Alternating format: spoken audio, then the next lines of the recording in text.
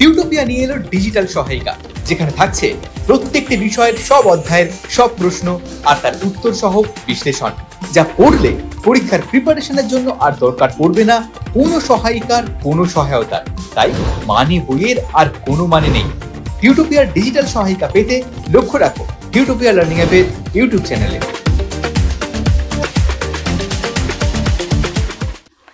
Hello বন্ধুরা, টিউটোপিয়ার YouTube live ক্লাসে তোমাদের সকলকে স্বাগত। আমি ঋতুশ্রী চলে এসেছি বাংলা ক্লাস নিয়ে। আজকে আমরা পড়ব অজিত দত্তের নোঙর কবিতার ওপর সব রকমের প্রশ্নোত্তর। এই কবিতার ওপর যত রকমের প্রশ্ন হয় তার সব আলোচনা করব আজকে আমি এই ভিডিওতে। এর বাইরে না কোনো প্রশ্ন তোমাদের পরীক্ষায় আসবে, না দরকার পড়বে তোমাদের কোনো মানে বইয়ের বা সহায়িকা বইয়ের। তাহলে কি বুঝতে পারলে বন্ধুরা? মানে বইয়ের নেই কোনো মানে, সহায়িকার দরকার নেই কোনো সহায়তার। পরীক্ষা প্রস্তুতির জন্য টিউটোপিয়ার এই ভিডিওগুলোই তোমাদের জন্য যথেষ্ট। তোমরা নিশ্চয়ই বাড়িতে বা গৃহশিক্ষকের কাছে এই কবিতাটা পড়ে ফেলেছো। যদি না পড়ে থাকো তাহলে টিউটোপিয়া লার্নিং অ্যাপে এই কবিতার উপর বানানো ভিডিওগুলো দেখে পড়ে নিতে পারো, কারণ টিউটোপিয়া লার্নিং অ্যাপে খুব সহজ এবং সুন্দরভাবে এইখানে ভিডিওগুলো দেওয়া আছে, যেগুলো তোমাদের কনসেপ্ট ক্লিয়ার করতে সাহায্য করবে। আর কনসেপ্ট যদি ক্লিয়ার হয়ে যায় তাহলে প্রশ্নোত্তর আলোচনা করা তো কোনো ব্যাপারই নয়। তাহলে এই কবিতার ওপর কত ধরনের প্রশ্ন আসতে পারে চলো দেখে নেব নেক্সট স্লাইডে। তাহলে দেখো, প্রথমেই আমরা পাচ্ছি বহু বিকল্পীয় প্রশ্নাবলী। এই বহু বিকল্পীয় প্রশ্নাবলীতে কি হবে, তোমাদের কি করতে হবে না, তোমরা চারটে অপশন পাচ্ছ, চারটে অপশনের মধ্যে থেকে রাইট অপশনটা চুজ করতে হবে। তাহলে এই বহু বিকল্পীয় প্রশ্নাবলীর মান কত থাকছে না 1 নম্বর। এরপরে আসছে কি অতি সংক্ষিপ্ত প্রশ্নাবলী। এই অতি সংক্ষিপ্ত প্রশ্নাবলী যেগুলো আসছে সেগুলো একটা কি দুটো বাক্যে তোমাদের লিখতে হবে, যার মান থাকছে কিন্তু 1 নম্বর। এরপরে আসছে ব্যাখ্যাভিত্তিক সংক্ষিপ্ত প্রশ্নাবলী। ব্যাখ্যাভিত্তিক সংক্ষিপ্ত প্রশ্নাবলীর মান থাকছে কিন্তু 3 নম্বর। এখানে কিন্তু তোমাদের একটু গুছিয়ে লিখতে হবে, শব্দগুলো ভালোভাবে চুজ করে ঠিকঠাকভাবে গুছিয়ে প্রশ্নের উত্তর দিতে হবে। এরপরে কি আসছে, তাহলে ব্যাখ্যাভিত্তিক সংক্ষিপ্ত প্রশ্নাবলী হয়ে গেল। এরপরে আসছে বিশ্লেষণধর্মী ও রচনাধর্মী প্রশ্নাবলী। এই বিশ্লেষণধর্মী ও রচনাধর্মী প্রশ্নাবলীর মানও থাকছে কিন্তু 5 নম্বর। তাহলে প্রথমগুলো পাচ্ছি আমরা কি বহু বিকল্পীয়তে 1 নম্বর এবং অতি সংক্ষিপ্ততে 1 নম্বর, তারপরে ব্যাখ্যাভিত্তিক সংক্ষিপ্ত প্রশ্নাবলীতে 3 নম্বর এবং তারপরে বিশ্লেষণধর্মী ও রচনাধর্মী প্রশ্নাবলীর মান পাচ্ছি 5 নম্বর। এই প্রসঙ্গে আরো একটা গুরুত্বপূর্ণ কথা তোমাদের বলে নেওয়া দরকার, সেটা হলো এই ভিডিও টাইমলাইন অংশে তোমাদের কিন্তু এভাবেই পর্ব বিভাজন দেওয়া আছে। তাহলে তোমরা যদি বহু বিকল্পীয় প্রশ্ন বা অতি সংক্ষিপ্ত প্রশ্ন বা সংক্ষিপ্ত ব্যাখ্যাভিত্তিক সংক্ষিপ্ত প্রশ্ন বা বিশ্লেষণধর্মী বা রচনাধর্মী প্রশ্ন এগুলো থেকে কোনো প্রশ্ন খুঁজে পেতে চাও, তাহলে তোমরা সেই পর্ব বিভাজন অংশে গিয়ে পেয়ে যেতে পারো। এটা কিন্তু তোমাদের সুবিধার জন্যই করা হয়েছে। এরপর আমরা চলে যাব বহু বিকল্পীয় প্রশ্ন। এই এমসিকিউ টাইপ কোশ্চেন্স এর আলোচনায় ঢোকার আগে আর একটা কথা বলে নেওয়া জরুরি, সেটা হলো আমি যখন এমসিকিউ এর আলোচনা করব সেই সময় কিন্তু তোমরা অবশ্যই কে কত নাম্বার পাচ্ছ সেই এমসিকিউতে আমাকে অবশ্যই কমেন্ট বক্সে জানাবে, তাহলে আমি বুঝতে পারবো যে তোমাদের প্রিপারেশন কেমন হচ্ছে। চলো চলে যাব প্রথম প্রশ্নে কি আছে, নোঙর কবিতাটির রচয়িতা। আমি তো প্রথমেই বললাম, কার কথা বলেছিলাম, কার লেখা বলো তো? বুদ্ধদেব বসু, অজিত দত্ত, প্রেমেন্দ্র মিত্র না সমর সেন? অবশ্যই অজিত দত্তের। তাহলে সঠিক উত্তর হলো অপশন খ। এবারে 2 নম্বর প্রশ্নে যাচ্ছি। 2 নম্বরে দেখো কি আছে, অজিত দত্তের প্রথম কাব্যগ্রন্থ কি আছে, পাতাল কন্যা, নষ্ট চাঁদ, ছায়ার আলপনা না কুসুমের মাস? কুসুমের মাস হলো গিয়ে সঠিক উত্তর। এগুলো কিন্তু একটু মাথায় রাখতে হবে। চলে যাচ্ছে 3 নম্বর প্রশ্ন। 3-এ দেখো কি আছে, নোঙর কবিতাটি অজিত দত্তের যে কাব্যগ্রন্থের অন্তর্গত সেটি হলো কুসুমের মাস, ছায়ার আলপনা, সাদা মেঘ কালো পাহাড় না নষ্ট চাঁদ? এখানে কিন্তু সাদা মেঘ কালো পাহাড় হবে। আর এই প্রত্যেকটাই কিন্তু অজিত দত্তের কাব্যগ্রন্থ। কাব্যগ্রন্থ কি জিনিস জানো? যখন কবি অনেকগুলো কবিতা একটি নামকরণ করেন এবং সেই কাব্যগ্রন্থের মধ্যে তার এই অনেকগুলো কবিতা থাকে, সেগুলোকে বলা হয়ে থাকে কাব্যগ্রন্থ। চলে আসছি 4 নম্বর প্রশ্ন।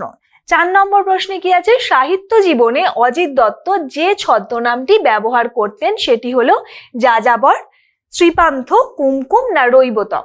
সাহিত্য জীবনে অজিত দত্ত যে ছদ্মনামটা ব্যবহার করতো, অর্থাৎ নিজের নাম লুকিয়ে যে আরেকটি নাম ব্যবহার করত, সেই নামটি কি, তার রৈবতক ছিল। ঠিক আছে, এবারে আসছি, তাহলে অপশন ঘ হলো সঠিক উত্তর। চলে আসছি 5-এ দেখে নেব, নোঙর যার প্রতীক। নোঙর কিসের প্রতীক? গতিহীনতার, গতির, নতুনত্বের না চিরাচরিতের। নোঙর কবিতাটা যদি তোমরা পড়ে থাকো তাহলে তোমরা বুঝতে পারবে অবশ্যই যে নোঙর হলো গতিহীনতার প্রতীক। তাহলে ক হলো গিয়ে সঠিক উত্তর। এই গতিহীনতা কিসের জন্য? কবি তো পাড়ি দিতে চেয়েছিল সিন্ধু পাড়ে, কিন্তু তার যেন তিনি কোথায় বাধা পড়ে আছেন, সেই নোঙরে, অর্থাৎ এ যেন এক গতিহীনতার কবিতা। চলে আসছি 6 নম্বরে। 6 নম্বরে কি বলেছেন, কবি কোথায় পাড়ি দিতে চেয়েছেন? কবি কোথায় পাড়ি দিতে চেয়েছেন? সাগর তীরে, মঙ্গল গ্রহে, সপ্ত সিন্ধু পারে না সিন্ধু পারে। কবিতাটার প্রথম লাইনেই কিন্তু এটা পাওয়া যাচ্ছে। কবিতার প্রথম লাইনে আমরা কি পাচ্ছি? কবি কোথায় পাড়ি দিতে চেয়েছেন? না সিন্ধু পারে পাড়ি দিতে চেয়েছেন। তাহলে ঘ হলো গিয়ে সঠিক উত্তর। চলে যাব 7 নম্বর প্রশ্ন। 7-এ কি আছে, পাড়ি দিতে দূর সিন্ধু পারে। এটাই তো প্রথম লাইন ছিল। তাহলে পাড়ি দিতে দূর সিন্ধু পারে, পাড়ি দেওয়ার অর্থ কি এখানে? পেরিয়ে যাওয়া না যাওয়ার উদ্দেশ্যে রওনা দেওয়া, ভাসিয়ে দেয়া না স্থির থাকা? অবশ্যই তিনি যাওয়ার উদ্দেশ্য, তিনি তো রওনা দিতে চেয়েছিলেন, তাই হলো যাওয়ার উদ্দেশ্যে রওনা দেওয়া। পাড়ি দেওয়ার আক্ষরিক অর্থও তাই। তাহলে যাওয়ার উদ্দেশ্যে রওনা দেওয়া। সঠিক উত্তর কোনটা? অপশন খ। দেখে নেব 8-এ কি আছে দেখো, নোঙর কোথায় পড়ে গিয়েছে। নোঙর কোথায় পড়ে গিয়েছে? তটের মাঝে, সমুদ্র মাঝে, তটের কিনারে না নদীর জলে। তটের কিনারে কিন্তু সঠিক উত্তর। নোঙর কোথায় পড়ে গিয়েছে? না তটের কিনারে। এবার আসছি 9-এ। 9 নম্বর প্রশ্নে কি আছে, নোঙর হলো, নোঙর কথার অর্থ কি? না বড়শি, লৌহদণ্ড, কাছি বাঁধা বড়শির মতো যন্ত্র বা অঙ্কুশ না শুধু কাছি। এখানে কিন্তু কাছি বাঁধা বড়শির মতো যন্ত্র বা অঙ্কুশ। আমরা কিন্তু নদীতে যারা গেছো, যখন সেখানে অনেকেই গেছো নদীতে, সেখানে যে নৌকা যেখানটায় বাঁধা থাকে সেটাই হলো গিয়ে কিন্তু নোঙর। তাহলে এটা হবে কাছি বাঁধা বড়শির মতো যন্ত্র বা অঙ্কুশ। তাহলে অপশন গ হলো গিয়ে রাইট আনসার। 10-এ চলে যাচ্ছি। 10-এ কি আছে, তট হলো, তট কি? তীরভূমি, স্থলভূমি, জলাভূমি না মরুভূমি। তট হলো গিয়ে তীরভূমি। জলাভূমি নিশ্চয়ই না, জল জায়গা হলো জলাভূমি, আর মরুভূমি তোমরা জানো, আর মরু যেখানে বালি সেটাই হলো মরুভূমি। আর স্থলভূমি কি? স্থলভূমি হলো আমরা যার উপর দিয়ে হাঁটি, তাই হলো গিয়ে স্থলভূমি। তাহলে তীর হলো নদীর তীর, তাই হলো গিয়ে তীরভূমি। চলে আসছে 11-এ কি বলছে, নোঙর পড়ার অর্থ। নোঙর পড়ার অর্থ কি? বাধা পড়া, গতি বাড়া, গতি হ্রাস, হ্রাস মানে কি? কমা, ভেঙে পড়া। তাহলে বাধা পড়া হবে গিয়ে সঠিক উত্তর। আর বাধাতে কিন্তু দেখো চন্দ্রবিন্দু আছে, এটা কিন্তু মাইনরলি খেয়াল করতে হবে। যখনই কোনো কিছু বাধা হচ্ছে, অর্থাৎ টাই বাধা হচ্ছে, তখনই কিন্তু সেখানে চন্দ্রবিন্দু থাকছে। বাধা, এখানে দেখো চন্দ্রবিন্দু রয়েছে, আর তোমরা যদি চন্দ্রবিন্দুটা উঠিয়ে দাও সেটা হয়ে যাচ্ছে কোনো কিছু অবস্টাকল। এবারে আসছে 12 নম্বর প্রশ্ন। 12-তে দেখো, পাড়ি দিতে দূর সিন্ধু পারে, দূর সিন্ধু পারে পাড়ি দিতে গিয়ে যে ঘটনাটি ঘটেছে সেটি হলো যে প্রবল বর্ষা নেমেছে, এমন কি আছে কবিতায়? না ভাটার কারণে যাত্রা বন্ধ রাখতে হয়েছে, না নৌকায় সমস্যা দেখা দিয়েছে, না তটের কিনারে নোঙর পড়ে গেছে। অর্থাৎ কবি কিন্তু বলেছেন যে কবি যখনই যাত্রা করতে গেছেন সেই সময় কি হয়েছে, তারই অজ্ঞাতে তটের কিনারে নোঙর পড়ে গেছে, তার তরি বাধা পড়ে গেছে। তাহলে সঠিক উত্তর গিয়ে হলো ঘ, রাইট আনসার। 13 নম্বর প্রশ্নে যাচ্ছি। 13 কি বলেছে, গিয়েছে পড়ে তটের কিনারে। যা পড়ে গিয়েছে, কি পড়ে গিয়েছে? না নোঙর পড়ে গিয়েছে। এগুলো তো খুব সোজা প্রশ্ন, কবিতাটা ওই জন্য বারে বারে পড়বে। নোঙর পড়ে গিয়েছে তটের কিনারে, পাল, মাস্তুল, দাঁড় কোনোটাই নয়। 14-তে আসছি। 14-এ দেখে নেবো কি আছে, নোঙর কবিতায় কবি দূর সিন্ধু পারে পাড়ি দিতে চান, কারণ সেখানেই তার বাড়ি, না তিনি সেখানে ব্যবসা বাণিজ্য করতে উৎসাহী, না সেখানকার মানুষই তার বাণিজ্য তরিতে বোঝাই করা জিনিসের মূল্য বোঝে, আর সেখানে ব্যবসা করার লাভ প্রচুর। আচ্ছা, এই প্রশ্নটা আলোচনা করার আগে একটা জিনিস বলে নেওয়া দরকার যে নতুন যে বানানো বিধান অর্থাৎ একাডেমি বানানো বিধান তাতে কিন্তু তরিতে হস্যি হয়। আর তোমাদের কবিতায় আর কি তরিতে দীর্ঘ আছে, এটা আগে লেখা হতো, কিন্তু তোমরা যখন নর্মালি তরি লিখবে, যখন কবিতার লাইন তুলে লিখবে তখন কবিতার লাইনটা অ্যাজ ইট ইজ রাখবে, কিন্তু যখন তোমরা লিখবে তখন তরিতে হস্যি দেবে।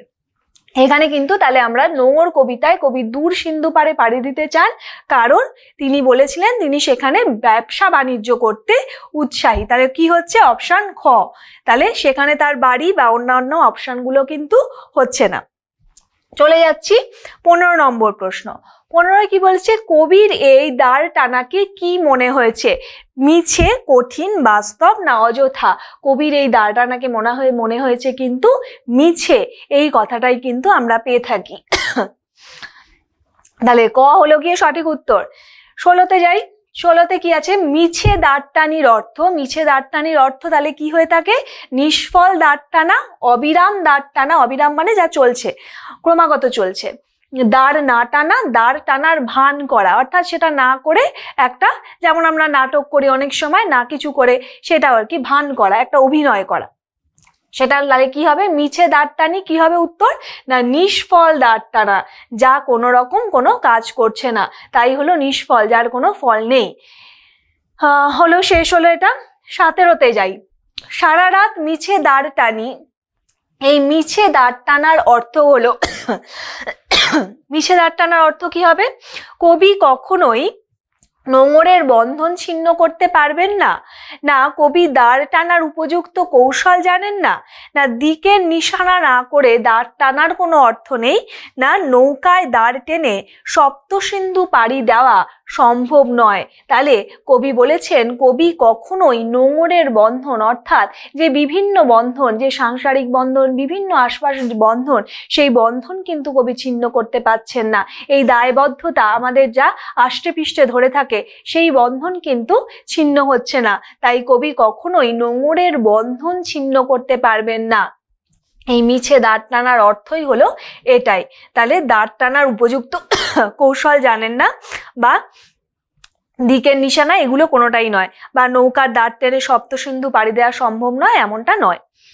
চলে যাচ্ছি 18 নম্বর প্রশ্ন। 18 কি আছে, ফুলে ফুলে ওঠে, যা দেখো কিছুটা গ্যাপ আছে, যা ফুলে ফুলে ওঠে, কি ফুলে ফুলে ওঠে, কিসের কথা বলা হয়েছিল, জোয়ারের ঢেউগুলো। তাহলে জোয়ারের ঢেউ যখন আমরা পেয়ে যাচ্ছি, আমরা যদি কবিতাটা পড়ি তাহলে আমরা দেখতে পাচ্ছি কি লেখা আছে, জোয়ারের ঢেউগুলো, তাহলে জোয়ারের জল, পাল বা হৃদয়ের উচ্ছ্বাস, জোয়ারের ঢেউগুলি ফুলে ফুলে ওঠে কবি কবিতায় বলেছেন। তাহলে এগুলো হবে না, এগুলো কিন্তু এই জন্য কবিতা বারে বারে পড়তে হবে, তোমাদের সব ক্ষেত্রেই বলছি যে কবিতা বারে বারে পড়তে হবে। চলে আসছি 19 নম্বর প্রশ্ন। 19 কি বলেছে, এ তরিতে মাথা ঠুকে সমুদ্রের দিকে তারা ছোটে, যা ছোটার কথা বলা হয়েছে, কি ছোটার কথা বলা হয়েছে, না জোয়ারের জল, নৌকার পাল, জোয়ারের ঢেউগুলি, না হৃদয়ের উচ্ছ্বাস। এখানে কিন্তু বলা হয়েছে যে জোয়ারের ঢেউগুলি, সেটাই কিন্তু যে মাথা ঠুকে, এই যে জোয়ারের ঢেউগুলো কোথায় মাথা ঠুকছে, না এ তরিতে, অর্থাৎ সেই নৌকায়, যা ছোটার কথা বলা হয়েছে। তাহলে কি ছোটার কথা বলা হয়েছে, না সেই জোয়ারের ঢেউগুলোকে। অপশন গ হলো গিয়ে সঠিক উত্তর। 20 নম্বর প্রশ্ন। 20 নম্বর প্রশ্ন, ড্যাশ মাথা ঠুকে সমুদ্রের দিকে তারা ছোটে। এখানে তারা যেখানে মাথা ঠোকে, তারা কোথায় মাথা ঠোকে, নৌকার গলুইয়ে, উড়ন্ত পালে, মাছ তুলে, না কবির নৌকায়। এখানে হবে গিয়ে কবির নৌকায়। সেই জোয়ারের ঢেউগুলো কোথায় মাথা ঠুকছিল, না কবির নৌকায়। কবি কেন, কোথাও থেকে তার বাণিজ্য তরিকে, সেই তরিকে ভাসাতে পারছেন না, তাই বারে বারেই নোঙরে তার নৌকা বাধা পড়ে যাচ্ছে। তাহলে এই নৌকায় তিনি এইটা বলা হবে মাথা ঠুকে সমুদ্রের দিকে তারা ছোটে, জোয়ারের ঢেউগুলো। তাহলে জোয়ারের ঢেউগুলো সমুদ্রের দিকে, তাহলে এখানে কোথায় তার বলতে, এখানে তার যেখানে মাথা ঠোকে বলতে কবির নৌকায় বলা হয়েছে, তারা যেখানে মাথা ঠোকে। আচ্ছা, এবারে আসছি 21 নম্বর প্রশ্ন। 21-এ কি বলেছে? ভাটার শোষণ হলো। ভাটার শোষণ, জোয়ার ভাটা নিশ্চয়ই দেখেছো তোমরা নদীতে। তাহলে ভাটার যখন টান হয় তখন সেটাকে কি বলা হয়ে থাকে? ভাটার টান, জোয়ারের টান, না জলস্ফীতি, না জলহ্রাস। দেখো এই যে ভাটার শোষণটাকে আমরা কি বললাম? আমি কি বললাম এক্ষুনি? না ভাটার টান। তাহলে এখানে ভাটার শোষণ হলো কি? ভাটার টান। জোয়ারের টান বা জলস্ফীতি মানে জল ফুলে ফুলে ওঠা বা জল কমে যাওয়া, জল হ্রাস মানে জল কমে যাওয়া, এমনটা নয়। 22 নম্বরে যাচ্ছি। 22-এ দেখে নেব, ভাটার শোষণ আহরণ করে জোয়ারের জলটাও কিন্তু কবিতার লাইনই তুলে দিয়েছে। ভাটার শোষণ আহরণ করে কি? স্রোতের প্রবল প্রাণ। তাহলে ভাটার জল বা জোয়ারের জল বা সমুদ্রের জল নয়, স্রোতের প্রবল প্রাণ। গ হলো গিয়ে সঠিক উত্তর। ভাটার শোষণ আহরণ করে স্রোতের প্রবল প্রাণ। 23 নম্বরে দেখো, তটটি বাধা পড়ে আছে। তটটি বাধা পড়ে আছে কোথায়? সাগরের কাছে, কবির কাছে, জোয়ার ভাটার কাছে, না কাছির কাছে? তটটি বাধা পড়ে আছে কিন্তু জোয়ার ভাটার কাছে। তাহলে সঠিক উত্তর হলো জোয়ার ভাটার কাছে। কবিতার লাইনগুলো এই জন্য মনে রাখতে হবে। 24 নম্বর প্রশ্ন যাচ্ছি। জোয়ার ভাটায় বাধা, যা বাধা আছে, কি বাধা আছে? এ নৌকা, এ নদী, এ কাছি, না এ তট? এখানে কিন্তু কবি বলেছেন তটের কথা। তাহলে জোয়ার ভাটায় বাধা, যা বাধা আছে কি? না এ তট। 25 নম্বর প্রশ্নে কি আছে? এ তটের কাছে যা বাধা পড়ে আছে। এ তটের কাছে কি বাধা পড়ে রয়েছে? মুহূর্তগুলো, বাণিজ্য তরী, স্বপ্নগুলি, না ঢেউগুলি? এখানে কিন্তু সঠিক উত্তর হবে কি? না বাণিজ্য তরী। কবি বলেছেন এ তটের কাছে তার বাণিজ্য তরী বাধা পড়ে রয়েছে। 26-এ কি আছে দেখি। দ্বারের নিক্ষেপ হলো। দ্বারের নিক্ষেপ কি? দ্বার চালনা, দ্বার বাধা, দ্বার তুলে নেওয়া, না দ্বার বন্ধ রাখা? দ্বারের নিক্ষেপ কিন্তু দ্বার চালনা করা, দ্বার চালিয়ে নিয়ে যাওয়াই হলো দ্বার চালনা। 27-এ যাচ্ছি। 27-এ কি বলছে? তারার দিকে চেয়ে কবি, তারার দিকে চেয়ে কবি কি করেন? দিকের নিশানা করেন, সাগরের নিশানা করেন, না দেশের নিশানা করেন, না তটের নিশানা করেন? এখানে কিন্তু তারার দিকে চেয়ে কবি বলেছেন দিকের নিশানা করেন। সঠিক উত্তর হলো অপশন ক। 28-এ যাচ্ছি। 28-এ কি বলছে? কবি দাঁড় টানেন। কবি দাঁড় টানেন অবিরাম, দিনের বেলা, মাঝে মাঝে, না রাতের বেলা? কবি দাঁড় টানেন কিন্তু অবিরাম, ওই অবিরাম তিনি দাঁড় টেনে চলেছেন। তাহলে সঠিক উত্তর হলো অপশন ক। 29-এ আসছি। 29-এ কি বলছে? যতই মাছ তুলে বাঁধি পাল। কবি মাছ তুলে হবে এটি। যতই মাছ তুলে বাঁধি পাল, কবি মাছ তুলে পাল বাঁধেন যাতে কি হয়? দাঁড় টানার সুবিধা হয়, না ভাটার সময়ও নৌকা ভেসে চলে যেতে পারে, না হাওয়ার গতিতে নৌকার চলা সহজ হয়, না বাণিজ্য তরী মাছ তুলে পাল বেঁধেই জলে নামে? এখানে কিন্তু বলতে হবে যতই মাছ তুলে বাঁধি পাল। এখানে মাছ তুলে কবি পাল বেঁধেছেন কিসের জন্য? না সেই হাওয়ার গতিতে যাতে নৌকা চলা সহজ হয়। তাহলে সঠিক উত্তর কোনটা পাচ্ছি? অপশন গ হলো গিয়ে সঠিক উত্তর হিসাবে পাচ্ছি আমরা। 30 নম্বরে যাচ্ছি। 30-এ কি আছে দেখো? বাধা তবু এ নৌকা চিরকাল। নৌকা বাধা নদী তটে, কাছিতে, নোঙরের কাছিতে, নাকি নোঙরে? এখানে কিন্তু নোঙরের কাছিতে হবে সঠিক উত্তর। নৌকা বাধা আছে কোথায়? না নোঙরের কাছিতে। চলে যাচ্ছি 31-এ। 31-এ কি বলছে দেখো? নোঙরের কাছি বাধা তবু এ নৌকা চিরকাল।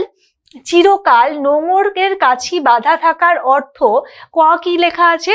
কবির ইচ্ছে থাকলেও নোঙরের বন্ধন ছিন্ন করার উপায় নেই, না কবির একার পক্ষে এই বন্ধন ছিন্ন করা অসম্ভব, নাকি লেখা আছে দেখো গতে লেখা আছে নোঙরের কাছির বন্ধন ছিন্ন করা জোয়ার কিংবা ভাটা কোনো সময় সম্ভব নয়, নাকি ঘয়ে লেখা আছে প্রকৃতির কাছে মানুষ নিতান্ত অসহায়। এখানে কিন্তু যে বিষয়টা বলতে চেয়েছে তা হলো কবির ইচ্ছা থাকলেও নোঙরের বন্ধন, এই বন্ধন যে বিভিন্ন রকম বন্ধন, সেই বন্ধন কিন্তু ছিন্ন করার উপায় নেই। তাহলে অপশন ক হলো গিয়ে সঠিক উত্তর। প্রথমের কটাই হলো গিয়ে সঠিক উত্তর।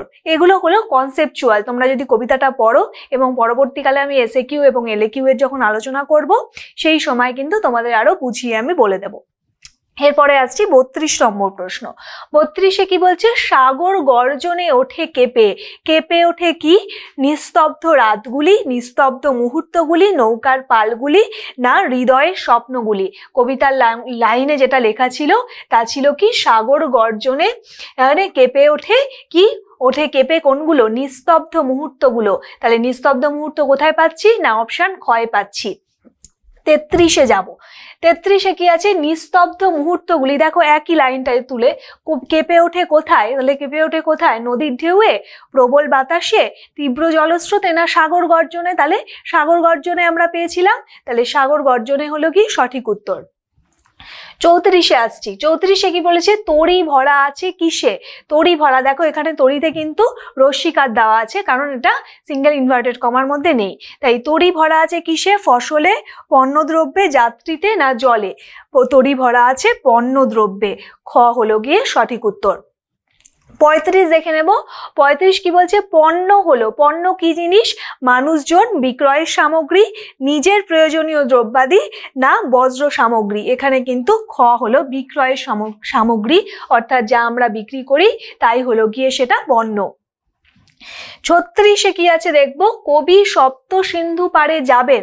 সপ্ত সিন্ধু পারে যাবেন কি করতে? বাণিজ্য করতে, ভ্রমণ করতে, বিদেশ ঘুরতে, না সাগর দেখতে? অবশ্যই তিনি বলেছেন তিনি বাণিজ্য করতে যাবেন সপ্ত সিন্ধু পারে। তাহলে ক হলো গিয়ে সঠিক উত্তর। 37-এ আসছি। 37 নোঙর পড়ে গেছে। নোঙর পড়ে গেছে কোথায়? কবির জ্ঞাতে। জ্ঞাতে মানে কবির জানাতে, না কবির অজ্ঞাতে মানে না জানা অবস্থায়, কবির ঘুমের সময়, না গভীর রাতে? কবি যে কথাটি বলেছেন তা হলো কবির অজ্ঞাতে, অর্থাৎ নোঙর পড়ে গেছে কবির অজানা অবস্থায়, মানে জ্ঞাত না থাকা অবস্থায় নোঙরটি পড়ে গেছে। 38 নম্বর প্রশ্ন আসছি। নোঙর কোথায় পড়ে আছে? নোঙর কোথায় পড়ে আছে? তটের কিনারে, রাস্তার ধারে, মাছতুলে, না নদীতে? নোঙর কোথায় পড়ে আছে? না তটের কিনারে। তাহলে তটের কিনারে ক হলো গিয়ে সঠিক উত্তর। চলে আসছি 39-এ। 39-এ কি বলেছে? নোঙর কখন জানি পড়ে গেছে তটের কিনারে। উদ্ধৃতাংশটির মাধ্যমে যে ভাবনা ব্যক্ত হয়েছে তা হলো পাড়ি দেওয়ার বাসনা থাকলেও বন্ধন ছিন্ন করা যায় না, না নৌকা নোঙরেই আটকে থাকে, না ভারী পণ্যের কারণে নোঙর বাধা থাকে, এমনটা কি? নাকি স্রোতে নোঙর ভেসে গেলে তবে নৌকা পাড়ি দেয়, এমনটা নয়। তাহলে এইগুলো কিন্তু কোনোটাই আসছে না। দেখো পাড়ি দেওয়ার বাসনা থাকলেও কবি সেই বন্ধন, বিভিন্ন রকম বন্ধন, জীবনের বন্ধন, সেই বন্ধন কিন্তু ছিন্ন করতে পারছেন না। তাহলে এইটাই হলো গিয়ে ক হলো গিয়ে সঠিক উত্তর। ক হলো সঠিক উত্তর। এবার চলে যাব 40 নম্বর প্রশ্ন। 40-এ কি বলা হয়েছে? তরি ভরা পণ্য নিয়ে পাড়ি দিতে। এই তরি ভরা পণ্য প্রকৃতপক্ষে কি? ব্যবসার সামগ্রী, বাস্তব জীবনের বাইরে, এটাও কিন্তু কনসেপ্ট, অর্থাৎ ভিতরকার অর্থ বলতে চাইছে। তাহলে কি বলেছে? ব্যবসার সামগ্রী, না বাস্তব জীবনের বাইরের স্বপ্ন, না কবির ঘরের জিনিসপত্র, না দুর্মূল্য রত্ন অলংকার? দুর্মূল্য বলতে যা আমাদের কেনার অতীত আর কি, সেটাই এখানে হবে কিন্তু বাস্তব জীবনের বাইরের স্বপ্ন।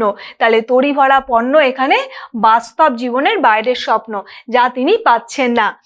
এখানেই শেষ হলো আমাদের MCQ এর যত রকম প্রশ্ন হয় তার সব প্রশ্নের আলোচনা। এবারে তোমরা আমায় কমেন্ট বক্সে জানাও যে কে কত স্কোর করলে। যারা স্কোর ভালো করছো তাদের ক্ষেত্রে খুব ভালো, তাদের পড়াশোনা ভালো হচ্ছে, কিন্তু যাদের স্কোর ভালো হচ্ছে না তাহলে বুঝতে হবে সেখানে কোথাও একটা খামতি থেকে যাচ্ছে, আর খামতি থেকে গেলে কি হবে? পরীক্ষায় রেজাল্ট ভালো হবে না। আর তার জন্য দরকার ভালো স্টাডি ফ্লো, যে সেই স্টাডি ফ্লোটা মেনটেন করলেই কিন্তু তোমরা পরীক্ষায় ভালো স্কোর করতে পারবে। তাহলে দেখে নেব কি সেই স্টাডি ফ্লো। ক্লাস 9-এ ছাত্রছাত্রীদের জন্য টিউটোপিয়া নিয়ে এলো মেগা স্টাডি প্যাক। পরীক্ষায় দুর্দান্ত রেজাল্ট করতে গেলে যা হতে পারে তোমার নিশ্চিত সাফল্যের সহায়ক। পরীক্ষায় ভালো রেজাল্ট করতে গেলে প্রিপারেশন হতে হবে একেবারে সলিড, আর তার জন্য অনুসরণ করতে হবে যথাযথ স্টাডি ফ্লো। চলো এক ঝলকে দেখে নেওয়া যাক কি হওয়া উচিত তোমার স্টাডি ফ্লো, অর্থাৎ তুমি কিভাবে পড়লে সেই পড়াটা আর কখনো ভুলবে না, আর পরীক্ষায় ভালো নম্বরও পাবে। পড়ার ক্ষেত্রে প্রথমে দরকার কনসেপ্ট, অর্থাৎ বিষয় সম্পর্কে স্বচ্ছ ধারণা। প্রত্যেকটা সাবজেক্টে প্রত্যেকটা চ্যাপ্টার কারোর থেকে বুঝে নেওয়া, তারপর সেই বিষয় রিলেটেড প্রত্যেকটা ডাউটকে ক্লিয়ার করা।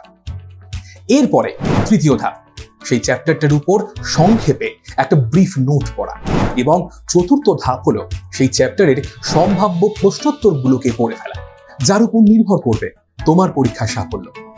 এরপর তোমার প্রস্তুতি কত দূর তার জন্য তোমাকে দিতে হবে চ্যাপ্টার ওয়াইজ মক টেস্ট।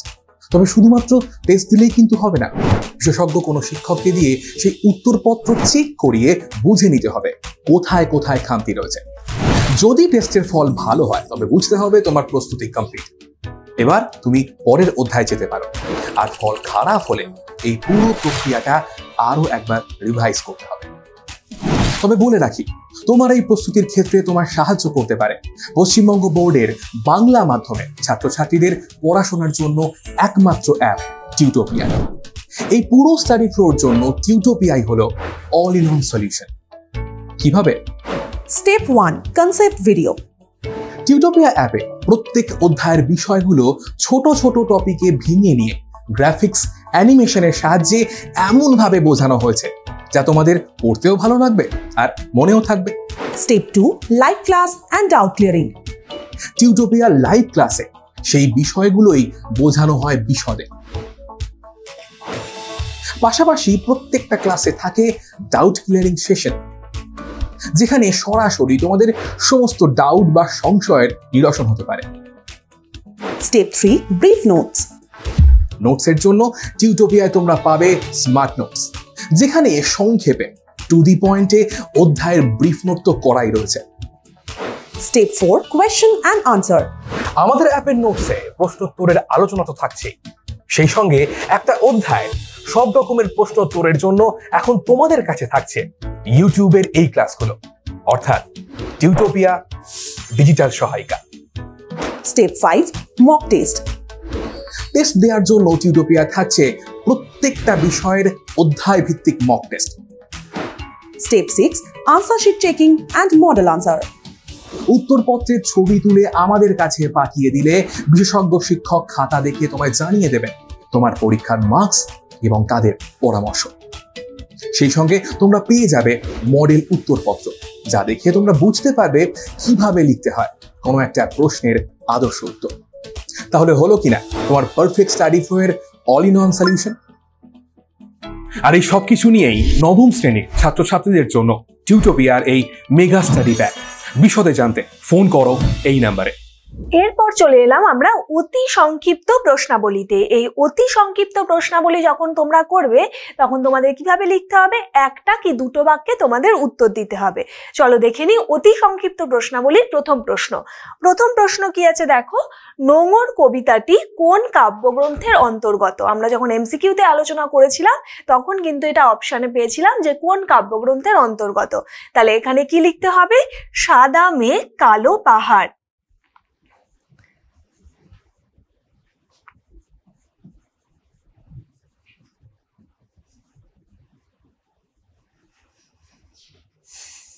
এই সাদা মেঘ কালো পাহাড় কাব্যগ্রন্থ থেকে কিন্তু নেওয়া হয়েছে, যেটি রচিত হয়েছে 1970 সালে।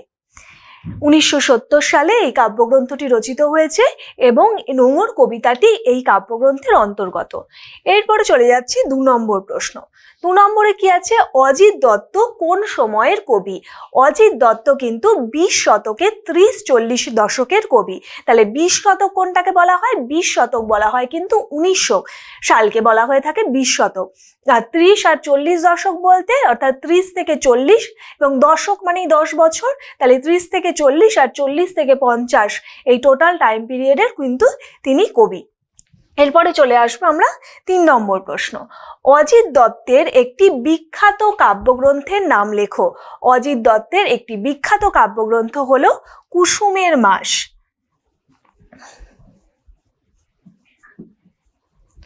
তাহলে অজিত দত্তের একটি বিখ্যাত কাব্যগ্রন্থ কি না, কুসুমের মাস। চলে আসছি 4 নম্বর প্রশ্ন।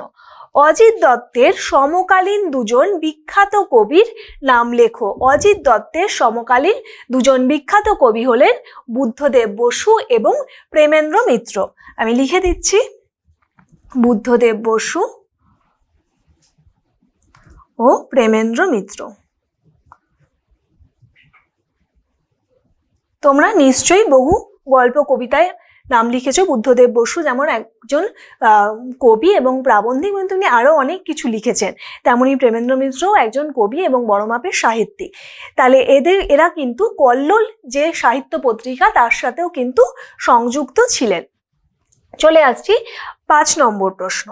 5-এ কি আছে দেখো, অজিত দত্ত কোন বিখ্যাত পত্রিকা গোষ্ঠীর কবি ছিলেন?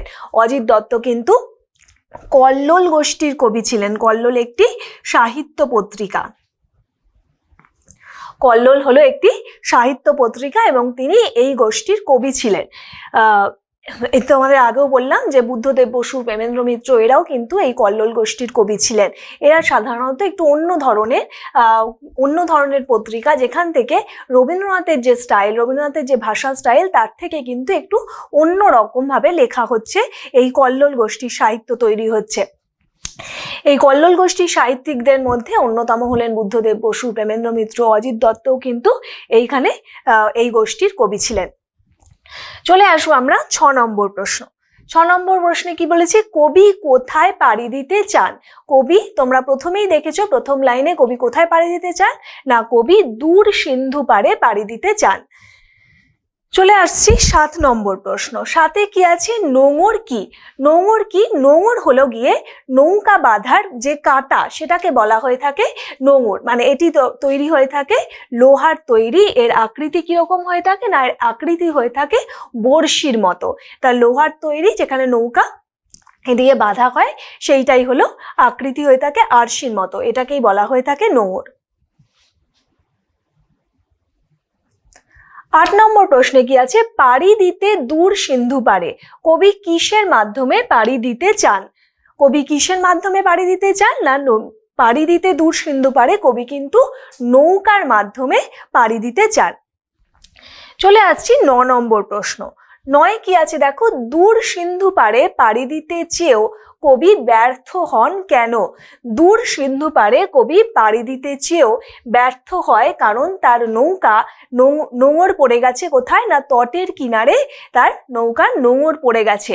সেই কারণেই কিন্তু তিনি পাড়ি দিতে চেয়েও কবি বারে বারে ব্যর্থ হচ্ছেন। 10 নম্বর প্রশ্নে কি আছে দেখো, নোঙর গিয়েছে পড়ে। নোঙর কোথায় পড়ে গিয়েছে? নোঙর কোথায় পড়ে গিয়েছে, না নোঙর তটের কিনারে পড়ে গিয়েছে। চলে আসছি 11 নম্বর প্রশ্ন। 11-এ কি আছে দেখো, সারা রাত কি করেন কবি? তিনি সারা রাত দাঁড় টেনে চলেন। তাহলে তিনি সারা রাত কি করেন, না সারা রাত দাঁড় টেনে চলেন। 12 নম্বর প্রশ্নে দেখবো। 12 নম্বরে আছে দেখো, সারা রাত দাঁড় টানা কেমন করে মিছে হয়ে যায়? সারা রাত দাঁড় টানা মিছে হয়ে যায় কিসের জন্য, না কবির নৌকা তটের কিনারে অর্থাৎ নোঙরে বাঁধা পড়েছে। সেই কারণেই কিন্তু তিনি তার দাঁড় টেনে তাকে এগোনো যায় না। সেই কারণেই কিন্তু তা কেমন মিছে হয়ে যায়, তার দাঁড় টানা মিছে হয়ে যায়, কারণ কবির নৌকা নোঙরে বাঁধা পড়ে যাওয়ার কারণে তিনি দাঁড় টানা সত্ত্বেও সেই নৌকা এগিয়ে চলে না।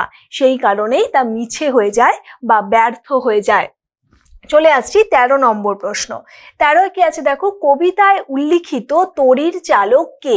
কবিতায় উল্লিখিত তড়ির চালক হলো এখানে কবি স্বয়ং। আসছি 14 নম্বর প্রশ্ন। 14-এ কি আছে, জোয়ারের ঢেউগুলি ফুলে ফুলে ওঠে। জোয়ারের ঢেউগুলি উঠে কি করে? এখানে জোয়ারের ঢেউগুলি ফুলে ফুলে উঠে কি করে? কবির নৌকায় তারা মাথা ঠুকে সমুদ্রের দিকে ছুটে চলে। এও যেন এই যে বলেছে যে জোয়ারের ঢেউগুলি অর্থাৎ বাইরের যে স্রোত, সেই বাইরের স্রোত কবিকে বিচলিত করে তোলে এবং অবশেষে ব্যর্থ হয়ে তারা কোথায়, না সমুদ্রের দিকে ছুটে চলে। চলে আসছি 15 নম্বর প্রশ্ন। 15-এ কি আছে দেখো, কিসের ঢেউগুলি ফুলে ফুলে ওঠে? তাহলে কিসের ঢেউ পেয়েছিলাম আমরা? জোয়ারের ঢেউগুলি কিন্তু ফুলে ফুলে ওঠে। 16 নম্বর প্রশ্নে যাচ্ছি। 16 নম্বর কি, না জোয়ার কি? তোমরা নিশ্চয়ই নদীতে জোয়ার ভাটা দেখেছো। তাহলে জোয়ার ভাটা কিরম হয়ে থাকে, না 12 ঘন্টা পর পর এই জোয়ার ভাটা হয়ে থাকে। কেন হয়ে থাকে, না চাঁদ সূর্যের আকর্ষণে যখন পৃথিবীর জল ফুলে ওঠে তখন হয় সেটা কি, জোয়ার। আর এবং এটা প্রতি 12 ঘন্টা পর পর হয়ে থাকে। 17 নম্বর প্রশ্ন। 17 নম্বর দেখো, ভাটার শোষণ কি করে? ভাটার শোষণ কি করে না, ভাটার শোষণ স্রোতের যে প্রবল প্রাণ তা আহরণ করে। কারণ কবি বলছেন তারপর ভাটার শোষণ স্রোতের প্রবল প্রাণ আহরণ করে। তাহলে ভাটার শোষণ কি করছে না, স্রোতের প্রবল প্রাণ আহরণ করছে। এর ভিতরেও কিন্তু একটা অর্থ রয়েছে, ভিতরের অর্থ, সেটা হলো কবি যেন কোথাও না কোথাও গিয়ে নিঃস্ব হয়ে যাচ্ছে, ব্যর্থ হয়ে যাচ্ছে। কবি চেয়েছিলেন নিজেকে বাইরের জগতের সঙ্গে, বাইরের স্রোতের সঙ্গে মিশিয়ে তুলতে, কিন্তু কোথায় যেন বাধা বন্ধন, সাংসারিক বন্ধন কবিকে এগোতে দিচ্ছে না। চলে আসছি 18 নম্বর প্রশ্ন। 18 কি বলেছে, কবির বাণিজ্য তরী কোথায় বাধা পড়ে আছে? কবির বাণিজ্য তরী কোথায় বাধা পড়ে আছে না, জোয়ার ভাটায় বাধা এই তটের কাছে কবির বাণিজ্য তরী বাধা পড়ে রয়েছে। এখানে কবিতাতেও আমরা পাচ্ছি কি, জোয়ার ভাটায় বাধা এ তটের কাছে আমার বাণিজ্য তরী বাধা পড়ে আছে। তাহলে এই লাইনটাও কিন্তু আমরা কবিতার মধ্যে পাচ্ছি, তাহলে নিশ্চয়ই এটা লিখতে তোমাদের অসুবিধা হবে না। 19 নম্বর প্রশ্ন দেখে নেব। 19 নম্বর কি না, বাণিজ্য তরী কি? বাণিজ্য তরী কিসে বলা হয়? যখন ব্যবসা বাণিজ্য করবার জন্য পণ্য দ্রব্য নিয়ে যাওয়া হয় তখন সেগুলোকে বলা হয় যে সেগুলোকে বলা হয় গিয়ে তোমার বাণিজ্য তরী। বাণিজ্য তরীটি কি হলো? তাহলে পসরাবাহী নৌকাকেই বলা হচ্ছে কি বাণিজ্য তরী। 20 নম্বর প্রশ্নে যাব। 20তে কি বলেছে দেখো, আমার বাণিজ্য তরী বাধা পড়ে আছে। কবির বাণিজ্য তরী কোথায় কিভাবে বাধা পড়ে রয়েছে? কবির বাণিজ্য তরী কোথায় কিভাবে বাধা পড়ে রয়েছে না, জোয়ার ভাটায় বাধা এই তটের কাছেই কবির বাণিজ্য তরী বাধা পড়ে আছে, সেই নোঙরে বাধা পড়ে রয়েছে। তাহলে হয়ে গেল এটা আমাদের 20 নম্বর প্রশ্ন। 20 থেকে এবারে আমরা চলে আসছি 21 নম্বর প্রশ্ন। 21-এ কি দেখো, নোঙর কবিতায় নোঙর এবং নৌকা কিসের প্রতীক? নোঙর এখানে যেমন বাধা অর্থাৎ বন্ধনের প্রতীক সকল, আর নৌকা কিন্তু এখানে কিসের প্রতীক না, গতির প্রতীক। তাহলে নোঙর হয়ে উঠেছে বন্ধন বা স্থিতির প্রতীক, আর নৌকা হয়ে উঠেছে কি কিসের প্রতীক না, গতির প্রতীক।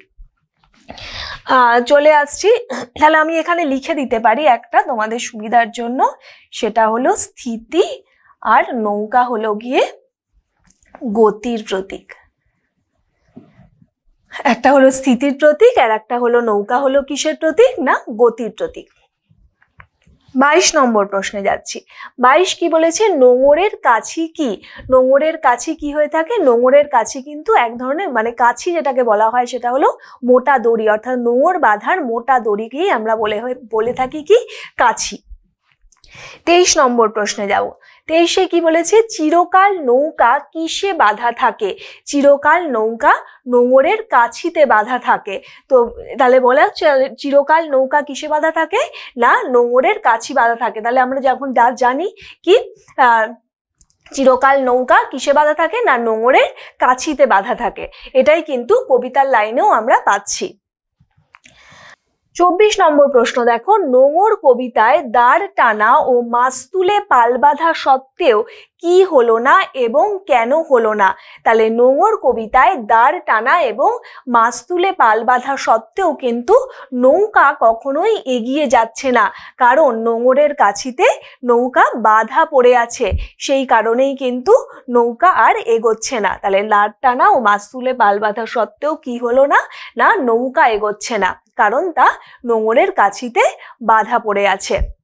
কবি বলছেন কি, যতই না দাঁড় টানি, যতই মাস্তুলে বাঁধি পাল, নোঙরের কাছি তবু বাধা তবু এ নৌকা চিরকাল। নোঙরের কাছি বাধা তবু এ নৌকা চিরকাল। তাহলে নিশ্চয়ই এই কোশ্চেনটা বুঝতে তোমাদের কোনো অসুবিধা হচ্ছে না। চলে আসছি 25 নম্বর প্রশ্ন। 25-এ কি বলেছে দেখো, কবির সপ্ত সিন্ধু পারে পাড়ি দেওয়ার সংকল্প পূরণ হয় না কেন? তাহলে কবির সপ্ত সিন্ধু পারে পাড়ি দেওয়ার সংকল্প কেন পূরণ হয় না? কারণ তটের যে কিনারা, সেই তটের কিনারায় নোঙর পড়ে যাওয়ায় কিন্তু কবির সপ্ত সিন্ধু পারে পাড়ি দেওয়ার সংকল্প পূরণ হচ্ছে না। 26 নম্বর প্রশ্নে যাই। 26-এ দেখো, নোঙর কবিতায় কবির জীবনের নিস্তব্ধ মুহূর্তগুলি কেমন? তাহলে কবির নোঙর কবিতায় লিখতে হবে এভাবে যে নোঙর কবিতায় যে সাগর অর্জনে বলতে হবে যে নোঙর কবিতায় কবির জীবনের নিস্তব্ধ মুহূর্তগুলো কিসের জন্য কেঁপে ওঠে, না সাগর গর্জনে কেঁপে ওঠে, এবং কবি স্রোতের বিদ্রূপ ধ্বনি শোনেন সেখান থেকে। তাই বলতে হবে যে কবিতার যেমন লাইন আছে তোমাদের সেভাবেই বলতে হবে যে নিস্তব্ধ মুহূর্তগুলি সাগর গর্জনে ওঠে কেঁপে, স্রোতের বিদ্রূপ শুনি প্রতিবার দ্বারের নিক্ষেপে। তাহলে তোমাদের কি লিখতে হবে, নোঙর কবিতায় কবির জীবনের নিস্তব্ধ মুহূর্তগুলি কেমন, না সাগর গর্জনে তা কেঁপে ওঠে এবং কবি স্রোতের বিদ্রূপ শোনেন সেই সময়। চলে আসছি 27 নম্বর প্রশ্ন। 27 কি বলছে, কবি কখন স্রোতের বিদ্রূপ শোনেন? প্রতিবার যখন কবি স্রোতের মধ্যে দিয়ে দাঁড় টানেন তখনই কিন্তু তিনি ওই স্রোতের বিদ্রূপ শোনেন। 28 নম্বর প্রশ্ন দেখে নেব। 28 কি বলেছে, কবির তরী নিয়ে বেরোনোর উদ্দেশ্য কি? কবির তরী নিয়ে বেরোনোর উদ্দেশ্য সপ্ত সিন্ধু পারে পাড়ি দেওয়ার জন্য বা সেই আকাঙ্ক্ষার জন্যেই কিন্তু তিনি তার তরী নিয়ে বেরোতে চান। 29 নম্বর প্রশ্নে যাব। 29 নম্বর প্রশ্নে কি আছে, তারার দিকে তাকিয়ে কবি কি করেন? তারার দিকে তাকিয়ে কবি কি করেন, না দিকের নিশানা করেন। তাহলে কবি বলেছেন কি, যে যতই তারার দিকে তিনি চেয়ে থাকেন ততই তার এই বিরামহীন দাঁড় টানা চলতে থাকে। আমরা জানি যে দিকের নিশানা করা হয় কিসের মাধ্যমে, না শুকতারা এবং সপ্তর্ষি মণ্ডলের অবস্থান দেখে কিন্তু দিকের নিশানা করা হয়ে থাকে, অর্থাৎ জলরাশি থেকে দিয়ে সেই দিক নির্ণয় করা হয়ে থাকে। তাহলে তোমাদের দেখতে হবে যে তারার দিকে তাকিয়ে কবি কি করেন, না দিকের নিশানা করেন। চলে আসছি 30 নম্বর প্রশ্ন। 30 কি বলেছে, নোঙর তটের কিনারে পড়ে যাওয়া সত্ত্বেও কবি সারা রাত কি করে যান? তাহলে নোঙর তটের কিনারে পড়ে যাওয়া সত্ত্বেও কবি সারা রাত দাঁড় টেনে চলেন এবং এই অবিরাম দাঁড় টানা চলতে থাকে। তার মুক্তিকামী মন এই সাংসারিক বন্ধন থেকে, নিত্য কর্মময় একঘেয়ে নিত্য কর্মময় জগৎ থেকে কিন্তু মুক্তি পেতে চায় এবং সেই ব্যাকুলতাই কিন্তু প্রকাশ হয়েছে। তাহলে এখানেই শেষ হচ্ছে তোমাদের যে অতি সংক্ষিপ্ত যে প্রশ্নগুলো, যেগুলো এক নম্বর করে থাকছে এবং একটা কি দুটো বাক্যে তোমাদের উত্তর দিতে হচ্ছে, সেই ধরনের প্রশ্নের আলোচনা। এরপরে আমরা চলে আসছি কিন্তু ব্যাখ্যাভিত্তিক সংক্ষিপ্ত প্রশ্নাবলীতে। এই ব্যাখ্যাভিত্তিক সংক্ষিপ্ত প্রশ্নাবলীর মান কত হয়ে থাকে, না 3 নম্বর হয়ে থাকে। চলে যাব প্রথম প্রশ্ন। প্রথম প্রশ্ন কি আছে এই ব্যাখ্যাভিত্তিক সংক্ষিপ্ত প্রশ্নাবলীতে, না নোঙর কবিতায় কবির বাসনা কি ছিল? এখানে একটা কোশ্চেন মার্ক হবে। তার বাসনা পূর্ণ হচ্ছে না কেন? তাহলে প্রথমেই কি বলতে হবে যে নোঙর কবিতায় কবির বাসনা ছিল কি, না দূর সমুদ্রে পাড়ি দেওয়ার। আর এই প্রসঙ্গে একটা কথা বলে নেওয়া জরুরি, যখন তোমরা 3-এর যখন উত্তরগুলো লিখবে তখন কিন্তু কবির নাম কোন কাব্যগ্রন্থ থেকে নেওয়া হয়েছে বা কোন কবিতা থেকে নেওয়া হয়েছে এই উক্তিটি, যদি কোনো উক্তি দিয়ে প্রশ্ন থাকে তখন কিন্তু তোমাদের সেই কবির নাম কবিতার নাম লিখে তারপরে নেক্সট প্যারা করে কিন্তু পরের উত্তরটা লিখতে হবে। তাহলে এখানে কি লিখতে হবে, যে নোঙর কবিতায় কবির বাসনা কি ছিল? নোঙর কবিতায় কবির বাসনা ছিল দূর সমুদ্রে পাড়ি দেওয়ার। তারপরে কি বলেছে দেখো, তার বাসনা পূর্ণ হচ্ছে না কেন? কারণ তার কেন বাসনা পূরণ হচ্ছে না? কারণ সেই তরি ভরা পণ্য নিয়ে তিনি সপ্ত সিন্ধু পারে পাড়ি দিতে চেয়েছিলেন, কিন্তু সাংসারিক যে মায়ার বন্ধন, সেই মায়ার বন্ধন থেকে তিনি ছিন্ন হতে পারছেন না। তার যে নিত্য কর্মময় জগৎ, যে একঘেয়ে কর্মময় জগৎ, সেখান থেকে তিনি কিন্তু কোথাও মুক্তি পাচ্ছেন না। এই স্বপ্ন কল্পনাময় জগতে তিনি হারিয়ে যেতে চাইছেন, কিন্তু সেখানে কোথায় কি তার সেই নোঙর বাধা দিচ্ছে, অর্থাৎ তার যে অজস্র বন্ধন, সেই বাস্তব জীবনের অজস্র বন্ধন, দায়িত্ব কর্তব্যের বাঁধনে তিনি বাধা পড়ে যাচ্ছেন বারে বারে। সেই কারণেই কিন্তু তার বাসনা পূর্ণ হচ্ছে না। চলে আসছি 2 নম্বর প্রশ্ন। 2-এ কি আছে দেখো, নোঙর গিয়েছে পড়ে তটের কিনারে। এখানে কবির আক্ষেপ কিভাবে প্রকাশিত হয়েছে? বা দিয়ে লেখা আছে দেখো, অথবা দিয়ে নোঙর গিয়েছে পড়ে তটের কিনারে মন্তব্যটির তাৎপর্য লেখো। দুটো কিন্তু একই ধরনের প্রশ্ন। দেখো, নোঙর গিয়েছে পড়ে তটের কিনারে, এখানে কবির আক্ষেপ কিভাবে প্রকাশিত হয়েছে? তাহলে বলতে হবে কি তোমাদের, যে কবির সুদূর পিয়াসী মন, কবির মন অজানা এবং অচেনার রাজ্যে যাত্রা করতে চায়, সেই উদ্দেশ্যে যাত্রা করতে চায়, কিন্তু সে বাস্তবকে উপেক্ষা করতে পারে না। সেই কারণেই কিন্তু বাস্তবের যে বিভিন্ন রকম বন্ধন, সেই সাংসারিক বন্ধন বা তার দায়িত্ব কর্তব্যময় যে জগৎ, তাকে উপেক্ষা করতে পারেন না বলেই কিন্তু সেখানে বারে বারে বাধা আসছে। কিসের বাধা? না নোঙর। এখানে নোঙর কিন্তু বন্ধনের প্রতীক, তাই সেখানে কিন্তু যাওয়া সম্ভব হয়ে উঠছে না। এই কথাগুলোই বা যদি বলা হয় মন্তব্যটির তাৎপর্য, তাহলেও কিন্তু তোমাদের এভাবেই লিখতে হবে। এরপরে আসছি 3 নম্বর প্রশ্ন। তিনি কি বলেছে? নোঙর কবিতায় কবি কিভাবে সিন্ধু যাত্রার প্রস্তুতি নিয়েছেন তা লেখো। তাহলে নোঙর কবিতায় কবি কিভাবে সপ্ত সিন্ধু পারে তিনি যেতে চেয়েছেন? না পণ্য বোঝাই তরী নিয়ে সেই দূর সমুদ্রে ভেসে যাওয়ার কিন্তু তিনি প্রস্তুতি নিয়েছেন। আসলে কবি তো এখানে কোনো বণিক নন, কবি তো এখানে ব্যবসা বাণিজ্য করে, সেখানে যে ব্যবসা বাণিজ্য করতে চেয়েছেন আসলে তা কিন্তু সেই আক্ষরিক অর্থে ব্যবসা বাণিজ্য নয়। তিনি পণ্য বিক্রিও করেন না। এখানে পণ্য কি? ব্যবসা বাণিজ্য সামগ্রী, তাও কিন্তু তিনি বিক্রি করেন না। আসলে তার যে সৃষ্টি সম্ভার, তিনি তো একজন কবি, তার যে সৃষ্টি সম্ভার তা নিয়ে তিনি কিন্তু পৌঁছে যেতে চান কোথায়? না দূর দেশে, সেই সাহিত্য সংস্কৃতির আদান প্রদান করতে চায়। এইখানেই কিন্তু বলতে হবে কি কিভাবে সিন্ধু যাত্রার, সেই কারণেই কিন্তু তিনি তার নৌকা সাজিয়ে তুলেছেন, তিনি পাড়ি দিতে চেয়েছেন দূর সিন্ধু পারে। এরপরে আসছি 4 নম্বর প্রশ্ন। 4-এ কি আছে দেখি? সারা রাত মিছে দাঁড় টানি দাঁড় টানাকে কবি মিছে বলেছেন কেন? কবি এই দাঁড় টানাকে মিছে বলেছেন, অর্থাৎ এই দাঁড় টানা যেন বৃথা হয়ে যাচ্ছে। কেন বৃথা হয়ে যাচ্ছে? তিনি তো তার নৌকা নিয়ে এই সমুদ্রে পাড়ি দেওয়ার জন্য উৎসুক, কিন্তু কোথায় যেন মায়ার বন্ধন থেকে, সাংসারিক বন্ধন থেকে, দায়িত্ব কর্তব্যের বেড়াজাল থেকে তিনি কোথাও যেন মুক্তি পাচ্ছেন না। তিনি কিন্তু মুক্তি চাইছেন, কিন্তু কোথাও যেন এক অদৃশ্য বন্ধন তার স্বপ্ন কল্পনাময় জগতে থেকে বাধা দিচ্ছে। সেই কারণেই কিন্তু এই দাঁড় টানাকে বলা হয়েছে মিছে, অর্থাৎ বৃথা। তিনি জানেন যে কোথাও হয়তো এর কোনো রকম কোনো আশা নেই, কিন্তু তাও তিনি মিছে দাঁড় টেনে চলেছেন। চলে আসছি 5 নম্বর প্রশ্ন।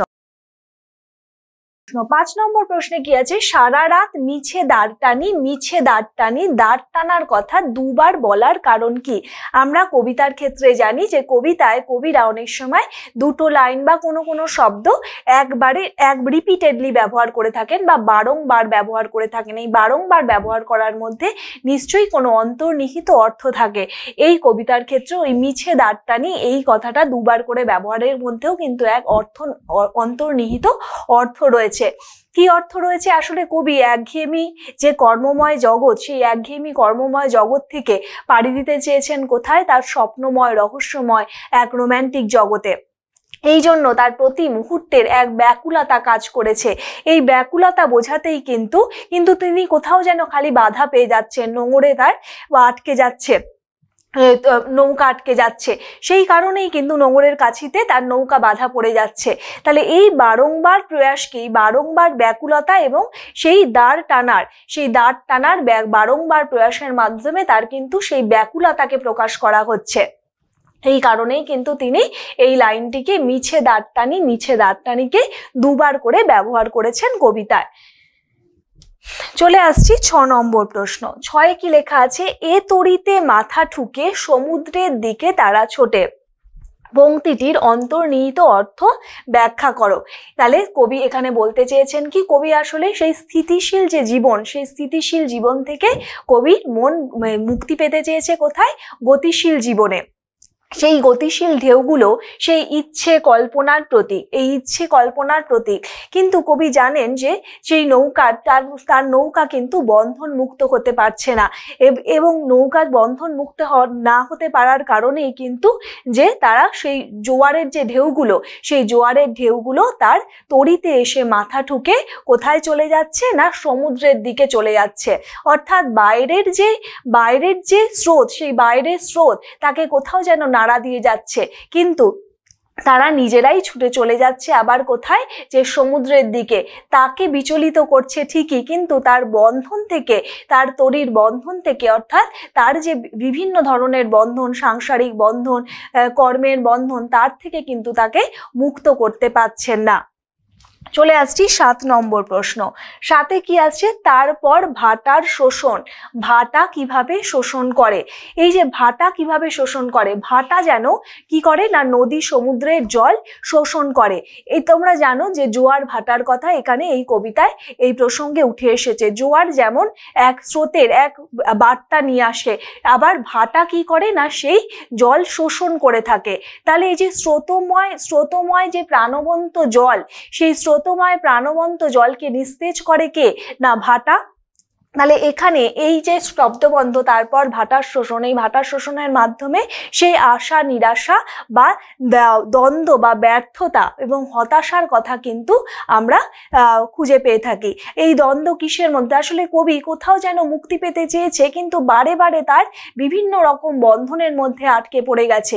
এই ভাটার শোষণ অর্থাৎ তার মুক্তিকামী মন যখন বাধা পেয়েছে, তখন বারে বারে যখন ব্যর্থতার শিকার হয়েছে, তা কিন্তু তখন নিস্তেজ হয়ে পড়েছে, নিরাশ হয়ে পড়েছে, তার আশা কোথায় যেন হারিয়ে গেছে। তাহলে এইখানে এই কারণেই কিন্তু বলা হয়েছে ভাটার শোষণ।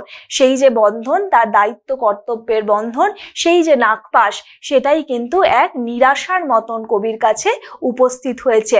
কার মাধ্যমে না ভাটা শব্দর মাধ্যমে বা ভাটার শোষণ শব্দবন্ধের মাধ্যমে। চলে আসছে 8 নম্বর প্রশ্ন।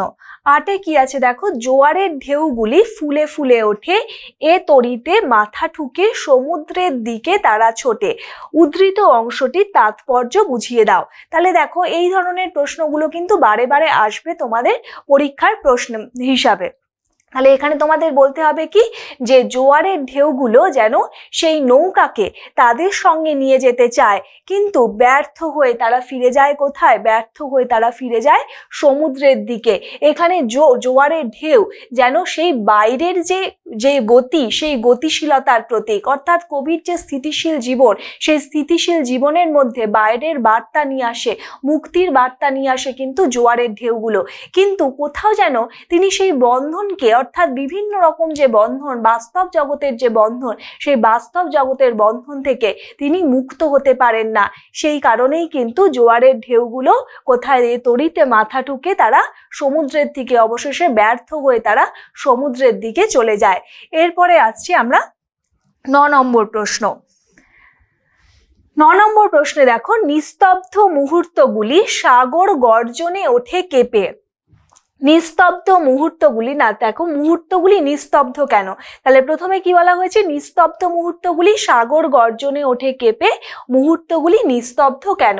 এখানে তোমাদের প্রথমেই বলতে হবে কি, মুহূর্তগুলো নিস্তব্ধ এই কারণেই তার কবির মধ্যে বারে বারে একটা কি উদগ্র বাসনার ইচ্ছা হয়েছিল। কবি বারে বারে চেয়েছিল কোথায় যেতে, কবি পেয়েছিল দূর দেশে সমুদ্রে পাড়ি দিতে।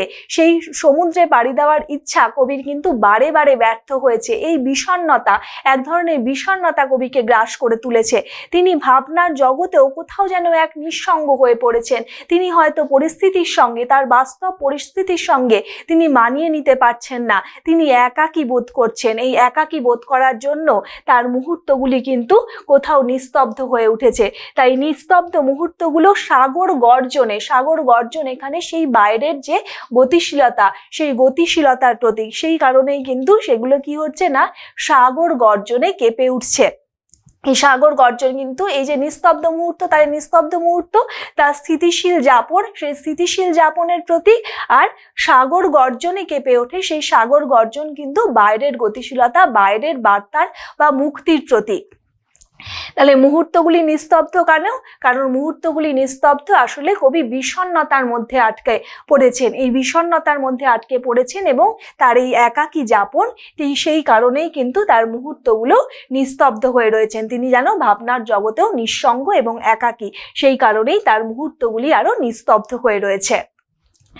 চলে যাচ্ছি 10 নম্বর প্রশ্ন। 10-এ কি আছে, স্রোতের বিদ্রুপ শুনি প্রতিবার দ্বারের নিক্ষেপে। অংশটির তাৎপর্য লেখো। স্রোতের বিদ্রুপ শুনি প্রতিবার দ্বারের নিক্ষেপে কেন বলা হয়েছে না, প্রত্যেকবার যখন দ্বারের নিক্ষেপে যে শব্দ হয় তখন যেন স্রোতের বিদ্রুপ শোনেন কবি। যেন এক ধরনের বন্দি দশার অসহায়তাকে বিদ্রূপ করেছে স্রোত। তার যে বন্দি দশা, তিনি তো মুক্তি পেতে চেয়েছেন কিন্তু কোথাও যেন বারে বারে আটকে যাচ্ছেন। এই আটকে যাওয়াকে এই স্রোত অর্থাৎ সময়ের যে স্রোত, সময়ের যে গতি, তা যেন কোথাও যেন বিদ্রূপ করে যাচ্ছে। এই বিদ্রূপ এক ধরনের অসহায়তাকে, কবির মধ্যেকার অসহায়তাকে কিন্তু ফুটিয়ে তুলেছে। এভাবেই কিন্তু এটার তাৎপর্য, যদি বলে যে অংশটির তাৎপর্য লেখো, এভাবেই তোমাদের আলোচনা করতে হবে। চলে আসছি 11তে। 11 কি দেখো, যতই তারার দিকে চেয়ে করি দিকের নিশানা, ততই বিরামহীন এই দ্বার টানা, কে কেন নিশানা খুঁজে চলেন। তাহলে এখানে কে বলতে কার কথা বলতে হবে না, কবির কথা। তিনি কেন এই নিশানা খুঁজে চলেছেন, কারণ তিনি কোথাও থেকে মুক্তি চেয়েছেন। তার মুক্তিকামী মন কার কাছে যেতে চায়, সেই গতিশীল জগতে। সেই গতিশীল জগতের জন্য তিনি অজানা অচেনাকে জানবার ইচ্ছায় তিনি দূর দেশে পাড়ি দিতে চান। সেই কারণেই কিন্তু তিনি নিশানা খুঁজে চলেছেন, অর্থাৎ বন্ধন মুক্তির নিশানা খুঁজে চলেছেন। এরপরে দেখো পরের প্রশ্নটা কি আছে, নৌকাটির বিরামহীন দাঁড় টানার কারণ কি। তাহলে নৌকাটির বিরামহীন দাঁড় টানার কারণ হলো তিনি তো বাধা পড়ে আছেন তার বিভিন্ন বন্ধনে। সেই বিভিন্ন বন্ধনে বাধা পড়ে থাকার জন্য এক ধরনের ব্যর্থতা বা অসহায়তা কবির রোম্যান্টিক মনকে হত্যা করে চলেছে। তিনি কিছুতেই মেনে নিতে পারছেন না এই বন্ধনকে, তাই তিনি অবিরাম দাঁড় টেনে চলেছেন। সেই প্রসঙ্গেই কিন্তু নৌকাটি বিরামহীন, তিনি এই বিরামহীন দাঁড় টেনে চলেছেন। এটা এর মধ্যে দিয়ে কবির বন্ধন মুক্তির প্রচেষ্টাই কিন্তু ব্যক্ত হয়েছে। 12 নম্বর প্রশ্ন দেখব। 12 নম্বর প্রশ্ন কি বলা হয়েছে, নোঙর কখন জানি পড়ে গেছে তটের কিনারে, কার কোন কবিতার অংশ। তাহলে এখানে কার কোন কবিতার অংশ, এখানে বলতে হবে কবির নাম এবং তার কবিতাটি, অর্থাৎ নোঙর কবিতাটি থেকে নেওয়া হয়েছে, সেখান থেকে এই উক্ত উক্তিটি নেওয়া হয়েছে, এভাবে লিখতে হবে।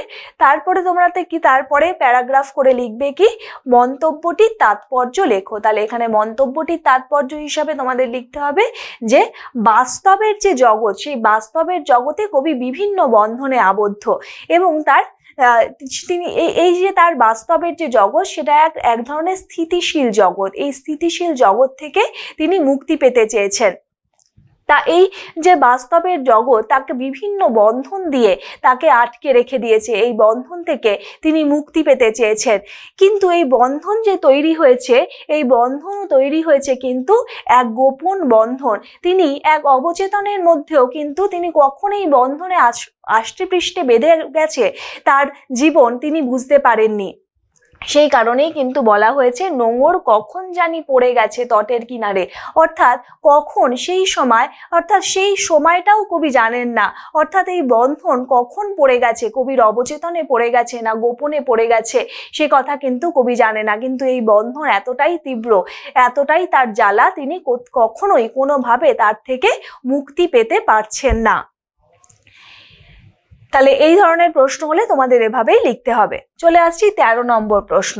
13 কি আছে দেখো, তরি ভরা পণ্য নিয়ে পাড়ি দিতে সপ্ত সিন্ধু পারে, তরি ভরা পণ্য বলতে কি বুঝিয়েছেন। তাহলে তরি ভরা পণ্য বলতে এখানে কিন্তু কবিতার সৃষ্টি সম্ভারকে বুঝিয়েছেন। কবি জানো যে তোমরা একজন সাহিত্যিক, তাহলে তার যে সৃষ্টি, তার যে সাহিত্য সৃষ্টি, সেই সাহিত্য সৃষ্টি দিয়ে তিনি কোথায় পাড়ি দিতে চেয়েছেন না দূর দেশে, অর্থাৎ অজানাকে জানার ইচ্ছা, নতুনকে জানার ইচ্ছা কিন্তু এখানে প্রকাশ পেয়েছে। তাহলে দূর সিন্ধু পারে পাড়ি দেওয়ার কারণ কি, তাহলে দূর সিন্ধু পারে পাড়ি দেওয়ার কারণ এটাই যে তিনি তার মধ্যে অজানাকে তিনি জানতে চান। দূর দেশে যাওয়ার মাধ্যমে তিনি নতুন চিন্তা ভাবনার সঙ্গে পরিচিত হতে চান, তার গণ্ডিবদ্ধ জীবন থেকে মুক্তি পেতে চান। বাইরের জগতে গিয়ে, সেই বাইরের জগতে তিনি তার সৃষ্টি সম্ভার নিয়ে যেতে চান। বিভিন্ন কিছুর সাথে পরিচয় হতে তার ভালো লাগে, কিন্তু কোথাও তিনি আটকা পড়ে গেছেন। তাহলে তরি ভরা পণ্য বলতে তার সাহিত্য সম্ভার, এইটাকেই বোঝানো হয়েছে। তাহলে দূর সিন্ধু পারে পাড়ি দেওয়ার কারণ কি, কারণ দূর সিন্ধু পারে পাড়ি দিতে চান তিনি নতুনকে জানবার ইচ্ছায়, অজানাকে চেনার ইচ্ছায়। এভাবেই কিন্তু তোমাদের উত্তরগুলো করতে হবে। আসছি 14 নম্বর প্রশ্ন। 14 কি আছে দেখো, নোঙর কখন জানি পড়ে গেছে তটের কিনারে, নোঙর কখন পড়ে গেছে তা কবি জানেন না কেন? নোঙর কখন পড়ে গেছে তা কবি জানেন না কেন? কারণ ধীরে ধীরে গোপন এক অদৃশ্য বন্ধন তাকে কোথাও যেন আটকে রেখেছে। এই দায়িত্ব কর্তব্যের মোহ মায়ার বন্ধন থেকে তার জীবন তরী আটকা পড়ে গেছে, তার জীবন তরী বাধা পড়ে গেছে। সেই কারণেই কিন্তু নোঙর কখন পড়ে গেছে, যে গোপন বন্ধনে তিনি যে আবদ্ধ হয়ে গেছেন তা তিনি জানেন না। এই একটা বন্ধন, এই বন্ধনকে কবি, এই যে নিবিড় বন্ধন, এই যে নাগপাশ থেকে তিনি মুক্ত হতে চান, কিন্তু তিনি কোথাও যেন আটকে গেছেন, তিনি এর থেকে মুক্তি পাচ্ছেন না, এবং এই বন্ধনও যেন কবিকে গোপনভাবে জড়িয়ে ফেলেছে। এই কারণেই কিন্তু বলা হচ্ছে যে নোঙর কখন পড়ে গেছে তা কবি জানেন না। 15 নম্বর প্রশ্ন, 15তে কি আছে দেখো, নোঙর কাছি বাঁধা তবু এ নৌকা চিরকাল। নৌকা চিরকাল কাছি বাঁধা কেন? তাহলে নৌকা চিরকাল কাছি, তোমরা জানো যে কাছি হলো দড়ি যা দিয়ে বাঁধা হয়ে থাকে। তাহলে এখানে কাছি বাঁধা কেন বলতে বলা হবে? তাহলে তার যে পণ্য ভরা যে বাণিজ্য তরী যা দিয়ে তিনি সমুদ্র যাত্রা করতে চান, কিন্তু তা সেই সত্ত্বেও তিনি সমস্ত রকম আয়োজন করেছেন সমুদ্র যাত্রার, কিন্তু তার নৌকা এগোয় না। সেই কারণে কেন এগোয় না? কারণ বিভিন্ন বন্ধনের মধ্যে তার জীবন তরী আটকা পড়ে গেছে। এই নৌকা কি? এই নৌকা যেমন গতিময়তার প্রতীক, তেমনি তার জীবন তরী, এটা হলো তার জীবন তরী। সেই কারণেই এই কবি যতই দাঁড় টানুক না কেন, যতই তার মাছ তুলে পাল বাঁধুক না কেন, তবু নৌকা এগোয় না। অনেক প্রচেষ্টা সত্ত্বেও কিন্তু কবি তার নৌকাকে লক্ষ্যের দিকে এগিয়ে নিয়ে যেতে পারেন না। সেই কারণেই কিন্তু বলা হয়েছে যে নৌকা চিরকাল কাছিতে বাঁধা। সেই কারণেই তিনি নৌকাকে তার লক্ষ্যের দিকে, তার স্বপ্ন কল্পনাময় জগতের দিকে এগিয়ে নিয়ে যেতে পারেন না। আসছি 16 নম্বর প্রশ্ন। 16 দেখো, তটের কিনারে নোঙর পড়ে যাওয়া সত্ত্বেও কবি কেন দাঁড় টেনে চলেছেন তা পাঠ্য নোঙর কবিতা অবলম্বনে বুঝিয়ে দাও। তাহলে তটের কিনারে নোঙর পড়ে যাওয়া সত্ত্বেও কবি কিন্তু অবিরাম দাঁড় টেনে চলেছেন। আসলে এই দাঁড় টেনে চলে যাওয়ার মধ্যে আমরা দেখেছি, যে আগেও দেখেছি, যে কিছু কিছু শব্দ তিনি বারংবার ব্যবহার করেছেন। অর্থাৎ এর মাধ্যমে তার একটা যে ব্যর্থতা এবং অসহায়তাকে বোঝানো হয়েছে, এবং সেই ব্যর্থতা এবং অসহায়তাকে অতিক্রম করবারও ইচ্ছাও কিন্তু প্রকাশ পেয়েছে। এই অতিক্রম করবার ইচ্ছাতেই কিন্তু তিনি অবিরাম দাঁড় টেনে চলেছেন। আসলে রোম্যান্টিক কবি মন যেই চিরচঞ্চল, যে স্বপ্নময় কল্পনাময় জগৎ, সেই স্বপ্ন কল্পনাময় জগতে বাড়ি দিতে চেয়েছেন, কিন্তু স্বপ্ন কল্পনাময় জগতে পাড়ি দেওয়ার যে উদগ্র এই ইচ্ছা প্রকাশ পেয়েছে, সেই উদগ্র ইচ্ছা বা বাসনা তার হয়তো সেই উদগ্র ইচ্ছা হয়তো তার পূরণ হয়নি, কিন্তু তিনি কিন্তু তা অতিক্রম করবার জন্য একটা চাহিদা তৈরি হয়েছে। সেই অতিক্রম করবার চাহিদার কারণেই কিন্তু তিনি দাঁড় টেনে চলেছেন। সেই কারণেই এমন কথাটি, এমন প্রশ্নটিও দেখো করা হয়েছে, যে তটের কিনারে নোঙর পড়ে যাওয়া সত্ত্বেও কবি কেন দাঁড় টেনে চলেছেন। সেই কারণেই, সেই অতিক্রম করবার ইচ্ছাই, তার ব্যর্থতা অসহায়তাকে অতিক্রম করবার ইচ্ছাই জন্য কিন্তু তিনি দাঁড় টেনে চলেছেন। তাহলে এইগুলোই তোমাদের লিখতে হবে। আর প্রথমে অবশ্যই লিখে নেবে যে কোন কবিতা থেকে নেওয়া হয়েছে এবং কবির নাম। তাহলে এখানেই শেষ হলো আমাদের যে সংক্ষিপ্ত, অর্থাৎ 3-এর যে প্রশ্নগুলো, সেই 3-এর প্রশ্নের আলোচনা। এরপরে চলে আসছি আমরা রচনাধর্মী প্রশ্ন। এই ব্যাখ্যাভিত্তিক ও রচনাধর্মী প্রশ্নাবলী, এই ব্যাখ্যাভিত্তিক বা রচনাধর্মী প্রশ্নাবলীর মান কত হয়ে থাকে না, ব্যাখ্যাভিত্তিক রচনাধর্মী প্রশ্নাবলীর মান হয়ে থাকে তোমাদের 5 করে। দেখে নেব প্রথম প্রশ্ন। প্রথম প্রশ্ন কি আছে, নোঙর কি ধরনের কবিতা? তাহলে প্রথমে তোমরা লিখে নেবে যে অজিত দত্তের নোঙর কবিতাটি, এখানে প্রথমে লিখে নেবে যে নোঙর কবিতাটি অজিত দত্তের কবিতা, এবং এই কবিতাটি প্রতীকধর্মী কবিতা। এরপরে কি বলা হয়েছে দেখো, এ কবিতার মূল বক্তব্য নিজের ভাষায় পরিস্ফুট করো। তাহলে এতক্ষণ ধরে যে আমরা আলোচনা করলাম, সেই আলোচনার মাধ্যমে নিশ্চয়ই তোমরা কিছুটা বুঝতে পেরেছো। এই কথাগুলোই কিন্তু তোমাদের ডিটেলসে, অর্থাৎ বড় করে লিখতে হবে। তাহলে প্রথমে লিখছো যে নোঙর একটি প্রতীকধর্মী কবিতা, কারণ তোমরা জানো যে নৌকার প্রসঙ্গ, নোঙর, কাছি, এই সমস্ত প্রসঙ্গগুলো কিন্তু শুধুমাত্র আক্ষরিক অর্থেই প্রকাশ পাচ্ছে না, এর ভিতরেও একটা অন্তর্নিহিত অর্থ অর্থ রয়েছে। যেমন নৌকা এক কবির জীবন তড়িৎ প্রকাশ পেয়েছে, তেমন নোঙর কিসের প্রতীক হয়ে উঠেছে? না সেই বন্ধনের, কবির যে বিভিন্ন রকম বন্ধন রয়েছে সেই বন্ধনের প্রতীক হয়ে রয়েছে। তাহলে এইগুলো কেন বলা হয়েছে প্রতীকধর্মী? কারণ এর ভিতরে একটা অন্তর্নিহিত অর্থ থাকছে, অর্থাৎ যে শব্দগুলো তিনি ব্যবহার করছেন সেই শব্দগুলোর বাইরে অর্থাৎ ভিতরে কিন্তু আমরা অর্থ খুঁজে পাচ্ছি। এখানে নোঙর হয়ে উঠেছে, তাই সেই বন্ধন বা স্থিতির প্রতীক। সেই কারণে এটাকে বলা হয়ে থাকে, এই সমস্ত কবিতাগুলোকে বলা হয় রূপকধর্মী কবিতা। আর নদী বা সমুদ্রের তট সেখানে কিসের প্রতীক হয়ে উঠেছে? না সেই গতিময়তা, সমুদ্র আর কি, সেটা কিসের প্রতীক হয়ে উঠেছে? না বাইরের ডাক, সেই গতিময়তার প্রতীক হয়ে উঠেছে। তাহলে একদিকে পাচ্ছি আমরা স্থবিরতা, স্থবিরতা বা স্থিতিশীলতা, যা কবির জীবনতরী যে বিভিন্ন বন্ধনে আটকা পড়ে গেছে, তাহলে সেটা বলা হয়ে যাচ্ছে যে স্থবিরতার মধ্যে দিয়ে। আবার কার মধ্যে? নৌকা, যে তা হলো গতিশীলতার প্রতীক, কিন্তু তিনি নৌকাকে কিছুতেই এগোতে পারেন না। কেন এগোতে পারেন না? কারণ তার নোঙরে বাধা পড়ে গেছে। এবং যে স্রোতটা বারে বারে যে জোয়ারের ঢেউগুলো সেই তার নৌকা তড়িতে এসে মাথা ঠুকে সমুদ্রের দিকে চলে যায়। এখানেও কবিকে যেন সারা বিদ্রুপ করে। এই বিদ্রুপ করে কিসের জন্য? যে এই যে গতির জগৎ, এই গতির জগৎ যেন তার জীবনকে বিদ্রুপ করে, তার যে স্থিতিশীল জীবন সেই স্থিতিশীল জীবনকে বিদ্রুপ করে। তাহলে এগুলোই কিন্তু তোমাদের গুছিয়ে লিখতে হবে। কি এর মধ্যে দিয়ে কবির যেমন অসহায়তা প্রকাশ পায়, কিন্তু তিনি আবার বারংবার এই দাঁড় টেনে চলেন।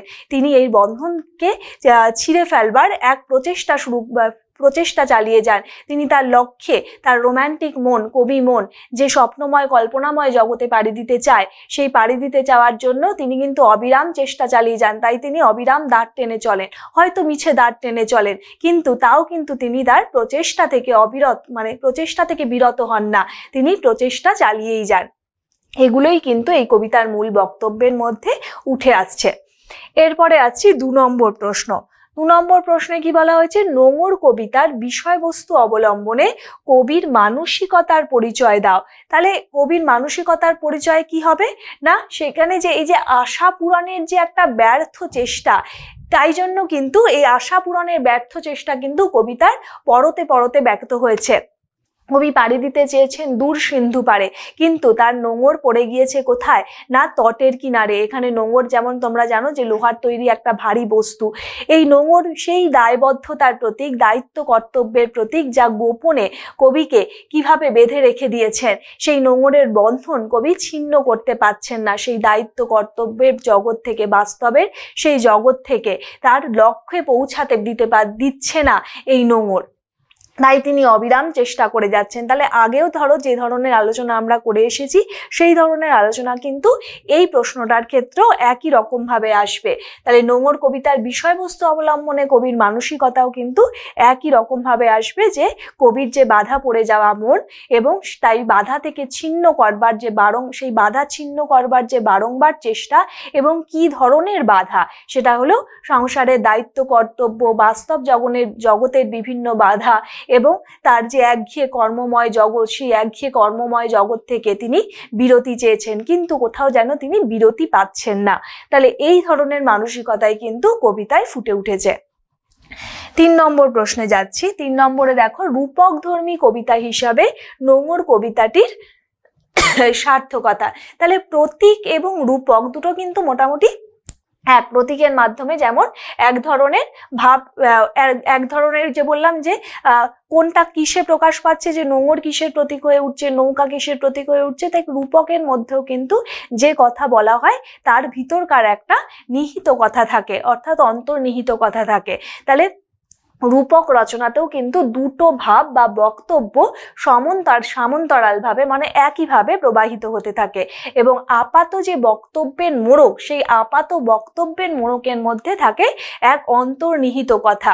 তাই কবি বলছেন যে যতই না দাঁড় টানি, যতই মাছ তুলে বাঁধি পাল, নোঙরের কাছে যেন তার বাঁধা নৌকা চিরকাল। তাহলে নোঙরের কাছেই তার বাধা পড়ে গেছে, কোথায়? না চিরকালের জন্য তার নৌকা বাধা পড়ে গেছে নোঙরের কাছিতে। তাহলে সেই কারণেই বলতে হবে কি এটা একটি রূপকধর্মী কবিতা। দেখো এই নোঙর, কাছি এবং তার যে তরি, এই তরি এক একটা রূপকের অঙ্গ হয়ে ব্যক্ত হচ্ছে। কেন রূপক? কারণ এর ভিতরকার আর একটা অন্তর্নিহিত অর্থ থাকছে। সেই কারণেই কিন্তু এই কবিতাটিকে বলা হচ্ছে কি কবিতা? না রূপকধর্মী কবিতা। এবং রূপকধর্মী কবিতার এটা তো প্রথমে বলে নিলে, বলে নেওয়ার পরে তোমাদেরকে কবিতাটার বিষয়বস্তু বিশ্লেষণ করতে হবে। যেই বিষয়বস্তু বিশ্লেষণে একইভাবে আসবে যে কবির বন্ধনকে ছিন্ন করবার প্রয়াস, তার রোম্যান্টিক মন কোথায় মুক্তি পেতে চেয়েছে, না সেই স্বপ্ন কল্পনাময় দূর দেশে, যেখানে তার সেই মুক্তিকামী মন বারবার চেষ্টা করেছে কিসের মাধ্যমে? দাঁড় টেনে যাওয়ার মাধ্যমে, কিন্তু সেখান থেকে কোথাও যেন সেই বাধা থেকে তিনি মুক্তি পাননি, তিনি বন্ধন থেকে মুক্ত হতে পারেননি। সেই অসহায়তার কথা বা সেই অসহায়তার গ্লানি প্রকাশ পেয়েছে আবার কিসের মাধ্যমে? না স্রোতের বিদ্রুপের মাধ্যমে। এগুলোই কিন্তু তোমাদের লিখতে হবে। এরপরে আছি 4 নম্বর প্রশ্ন। 4-এ কি বলা হয়েছে? নোঙর কবিতা অনুসরণে কবির রোম্যান্টিক মননের পরিচয় দাও। তাহলে নোঙর কবিতা অনুসরণে রোম্যান্টিক যে মনন, এই রোম্যান্টিক মনন কি? না তিনি তার প্রত্যেকটা কবি, বিশেষ করে বেশিরভাগ কবির মধ্যেই এক রোম্যান্টিক মনন থাকে। এই রোম্যান্টিক মননের কারণেই কিন্তু তারা কবিতা লিখতে পারে। এখানেও অজিত দত্তের এই নোঙর কবিতাটার মধ্যেও কিন্তু আমরা সেই রোম্যান্টিক মননের পরিচয় পাই। রোম্যান্টিক মননের জন্যেই সে তার যে বাস্তবের যে বন্ধন, সেই বাস্তবের বন্ধন ছিন্ন করে সে দূর দেশে বিভিন্ন জিনিসকে, অজানাকে জানবার ইচ্ছায়, অচেনাকে চেনবার ইচ্ছায় তিনি কিন্তু পাড়ি দিতে চান দূর দেশে। কিন্তু বিভিন্ন যে জগৎ সংসারের যে বিভিন্ন মায়ার বন্ধন, সমাজের যে বহু দায়, বহু কর্তব্য, এই সব ফেলে তিনি বারে বারে মুক্তি পেতে চেয়েছেন, কিন্তু এগুলো কোথাও যেন তাকে মুক্তি দিতে পারেনি, বা তিনি মুক্তি চেয়েও বারে বারে তার মধ্যে আটকে গেছেন। কিন্তু তার রোম্যান্টিক মন মুক্তি পেতে চেয়েছে। তার মধ্যে দিয়ে এক ধরনের এই রোম্যান্টিক মন মুক্তি পেতে চেয়েছে, কিন্তু তার যখন মুক্তি পায়নি, যখন তা বারে বারে নোঙরের মতো অর্থাৎ কাছিতে বাধা পড়ে গেছে, তার তরি যখন বাধা পড়ে গেছে, তখন তার মধ্যে এক ধরনের অসহায়তার জ্বালা তাকে কুড়ে কুড়ে খেয়েছে, এক বিষণ্ণতা বোধ তাকে কুড়ে কুড়ে খেয়েছে, তার রোম্যান্টিক বোধ কোথাও যেন আহত হয়েছে। তাহলে বাস্তব এবং কল্পনার সংঘাত এখানে কিন্তু বারে বারে কবিতার মাধ্যমে ফুটে উঠেছে, যে বাস্তবের যে দায়বদ্ধতা এবং তার কল্পনা যা পূরণ হয় না, তার স্বপ্ন কল্পনাময় জগৎ যা পূরণ হয় না, এখান থেকেই কিন্তু ফুটে উঠছে যে কবির রোম্যান্টিক মনের প্রকাশ।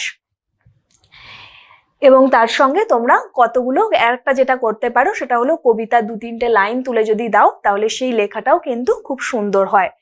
এরপরে আসছি 5 নম্বর প্রশ্ন। 5 নম্বর প্রশ্নে কি আছে দেখো, নোঙর কবিতার কবি জীবনের, নোঙর কবিতায় হবে এটা, নোঙর কবিতায় কবির জীবনের অপূর্ণতার বেদনা কিভাবে প্রকাশিত হয়েছে। তাহলে নোঙর কবিতায় কবির জীবনের অপূর্ণতার বেদনা কিভাবে প্রকাশিত হয়েছে। এই অপূর্ণতার বেদনা প্রকাশিত হয়েছে কি? সারা রাত মিছে দাঁড় টানার মধ্যে দিয়ে কিন্তু তার অপূর্ণতার বেদনা প্রকাশিত হয়েছে। অর্থাৎ তার যে চাওয়া পাওয়া, সেই চাওয়া পাওয়া এবং যে বাস্তবের যে বিভিন্ন বন্ধন, সেই বাস্তবের বিভিন্ন বন্ধনের যে ফারাক, সেই ফারাকটাই কিন্তু অপূর্ণতার মাধ্যমে প্রকাশিত হয়েছে। তার চাওয়া পাওয়া কোথায় ছিল? তার যে স্বপ্ন এবং কল্পনার মাধ্যমে তিনি দূর দেশে পাড়ি দিতে চেয়েছেন, কিন্তু তার দূর দেশে পাড়ি দেওয়া সম্ভব হয়ে ওঠেনি বিভিন্ন রকম বন্ধনের নাগপাশের কারণে। তা থেকে তিনি অবিরত চেষ্টা করেছেন তার থেকে মুক্তি পেতে, কিন্তু তিনি কিছুতেই সেই মুক্তির সন্ধান পাননি। সেই কারণেই কিন্তু সেই কবিতার মধ্যে দিয়ে, নোঙর কবিতার মধ্যে দিয়ে আমরা এক অপূর্ণতার বেদনা প্রকাশ পাই। এবং অপূর্ণতার বেদনা কিসের মাধ্যমে প্রকাশ পাই? যে অবিরাম দাঁড় টানার মধ্যে দিয়ে, সারা রাত মিছে দাঁড় টানার মধ্যে দিয়ে। কবি জানেন যে তার তরি, তার জীবন তরি সেই কাছিতে বাঁধা, সেই নোঙরে বাঁধা পড়েছে, কিন্তু তাও তিনি চেষ্টা করে যান, এক বৃথা চেষ্টা করে যান হয়তো, কিন্তু এই চেষ্টার মধ্যে দিয়ে এক কবি জীবনের আক্ষেপ, সেই আক্ষেপ কিন্তু প্রকাশিত হয়েছে। এবং আক্ষেপ, অপূর্ণতা, এই শব্দবন্ধগুলো কিন্তু তোমাদের ব্যবহার করতে হবে। এরপরে আসবো 6 নম্বর প্রশ্ন। 6 নম্বর প্রশ্ন কি আছে, যে নোঙর কবিতাটির নামকরণ কতটা ব্যঞ্জনাধর্মী আলোচনা করো। তাহলে নামকরণ আমরা জানি যে কোনো কবিতার ক্ষেত্রে নামকরণ খুব গুরুত্বপূর্ণ একটা জিনিস। নামকরণের ওপর কিন্তু অনেক কিছু নির্ভর করে। তেমনি নামকরণ যার যতটা ভালো হয় সেখান থেকে কিন্তু কবিতাটিও এক অন্য মাত্রায়, এক অন্য ব্যঞ্জনায় পৌঁছায়। এখানেও কিন্তু তেমনি নামকরণ, নোঙর যে নামকরণ তা যথেষ্ট সার্থক হয়ে উঠেছে। কারণ আমরা জানি যে নোঙর কি জিনিস, নোঙর হলো জলের নিচে থাকে, যাকে দেখা যায় না। যে কবি বলেছেন যে কখন পড়ে গেছে সেই নোঙরে তার তরি, কখন বাধা পড়েছে তিনি জানেন না। অর্থাৎ তা যেন জলের নিচে থাকে। এই বন্ধনও যেন এক অদৃশ্য বন্ধন, যাকে দেখা যায় না। এবং এই যে কাছি এবার দড়ির যে বন্ধন, শিকল দিয়ে নোঙরের সঙ্গে সেই নৌকাকে বেঁধে রাখা হয়, এই যে বন্ধন, এই বন্ধনটা এতটাই তীব্র এক বন্ধন যা কবি কিছুতেই সেই তার থেকে বেরোতে পারছেন না। কবির হৃদয় ক্ষতবিক্ষত হয়েছে, কবির অসম্ভব রকম জ্বালা, ভিতরকার জ্বালা কিন্তু ব্যক্ত হয়েছে, এক ধরনের ব্যাকুলতা ব্যক্ত হয়েছে বারংবার দাঁড় টানার মধ্যে দিয়ে। তাহলে বলতে হবে কি, যে এই সমস্ত কারণেই কিন্তু নোঙর, অর্থাৎ নোঙরটা এতটাই ভয়ঙ্কর তার জীবনে, সেই ভয়াবহতা, অর্থাৎ তার কিভাবে স্বপ্ন কল্পনাময় জগৎ কিভাবে নোঙরের মাধ্যমে বিভিন্ন বন্ধনের শিকার হয়ে, সেই ভারী বন্ধনের শিকার হয়ে কিভাবে দম বন্ধ করে মারা যায়, সেই হিসাবেই কিন্তু নোঙর নামকরণটি যথেষ্ট সার্থক হয়ে উঠেছে।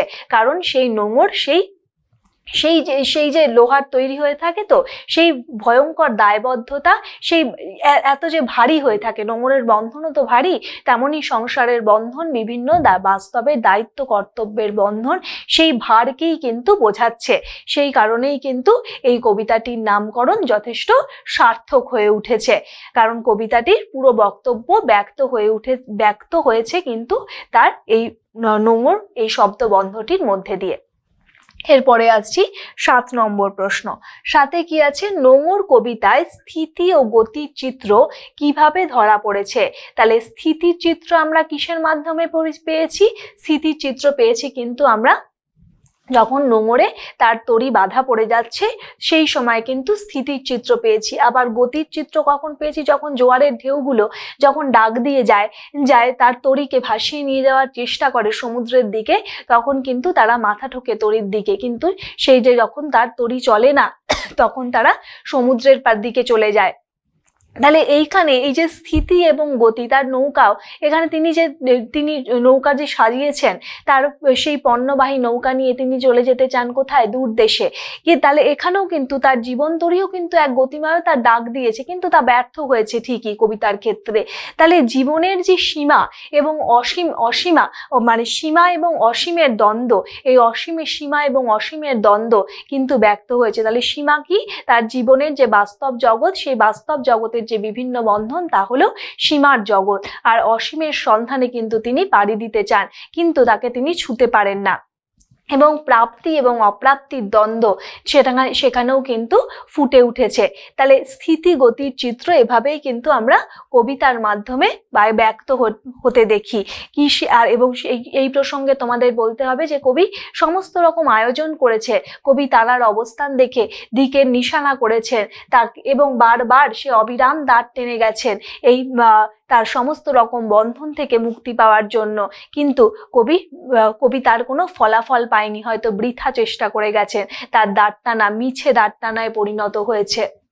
সেই কারণেই কোথাও যেন এক স্থিতিশীলতা কবির এই কবিতার মাধ্যমে, তার বিভিন্ন বন্ধনের মাধ্যমে যেমন স্থিতিশীলতা প্রকাশ পেয়েছে, তেমনি তার গতিময় জীবনের কাছে যাওয়ার যে আকাঙ্ক্ষা, সেই সুতীব্র আকাঙ্ক্ষার মধ্যে দিয়ে আমরা কিন্তু গতিময়তার প্রকাশ পাই। কিন্তু এই গতিময়তা হয়তো তার জীবনের ক্ষেত্রে সার্থক হয়ে ওঠেনি, বা এই গতির ডাক হয়তো তার কাছে এসেছে, কিন্তু তিনি সেই ডাকে নিজেকে ভাসিয়ে নিয়ে যেতে পারেননি। তাহলে এই প্রসঙ্গেই কিন্তু নোঙর কবিতায় স্থিতি এবং গতির চিত্র আমরা ফুটে উঠতে দেখি। এরপরে আসছি 8 নম্বর প্রশ্ন। 8-এর প্রশ্ন যাচ্ছি, নোঙর একটি প্রতীকী কবিতা আলোচনা করো। তারপরে বলেছে, অথবা নোঙর শব্দটি কিসের প্রতীক? প্রসঙ্গক্রমে মধ্যবিত্ত মানুষের চাওয়া পাওয়ার বিষয়টি কিভাবে পাঠ্য কবিতায় ফুটে উঠেছে তা আলোচনা করো। তাহলে প্রথমে দেখো বলেছে কি নোঙর একটি প্রতীকী কবিতার, তা আলোচনা করো। তাহলে প্রতীকী কবিতা কি ধরনের হয়ে থাকে না, প্রতীকী কবিতা, প্রতীককে ইংরেজিতে বলা হয়ে থাকে সিম্বল। তাহলে এই সিম্বল যখন অর্থাৎ যখন মনের ভাবকে প্রকাশ করা হয় তখনই তা হয়ে ওঠে প্রতীকী ধরনের কবিতা। সেই মনের ভাবকে বিভিন্ন ধরনের শব্দের মাধ্যমে যখন প্রকাশ করা হয় তখন সেগুলো হয়ে থাকে কি ধরনের কবিতা না প্রতীকী কবিতা। এখানে নোঙর কিন্তু এখানে সেই বন্ধনের প্রতীক, সেই কারণেই কিন্তু এটি একটা রূপক কবিতা বা প্রতীকী কবিতা হয়ে উঠছে।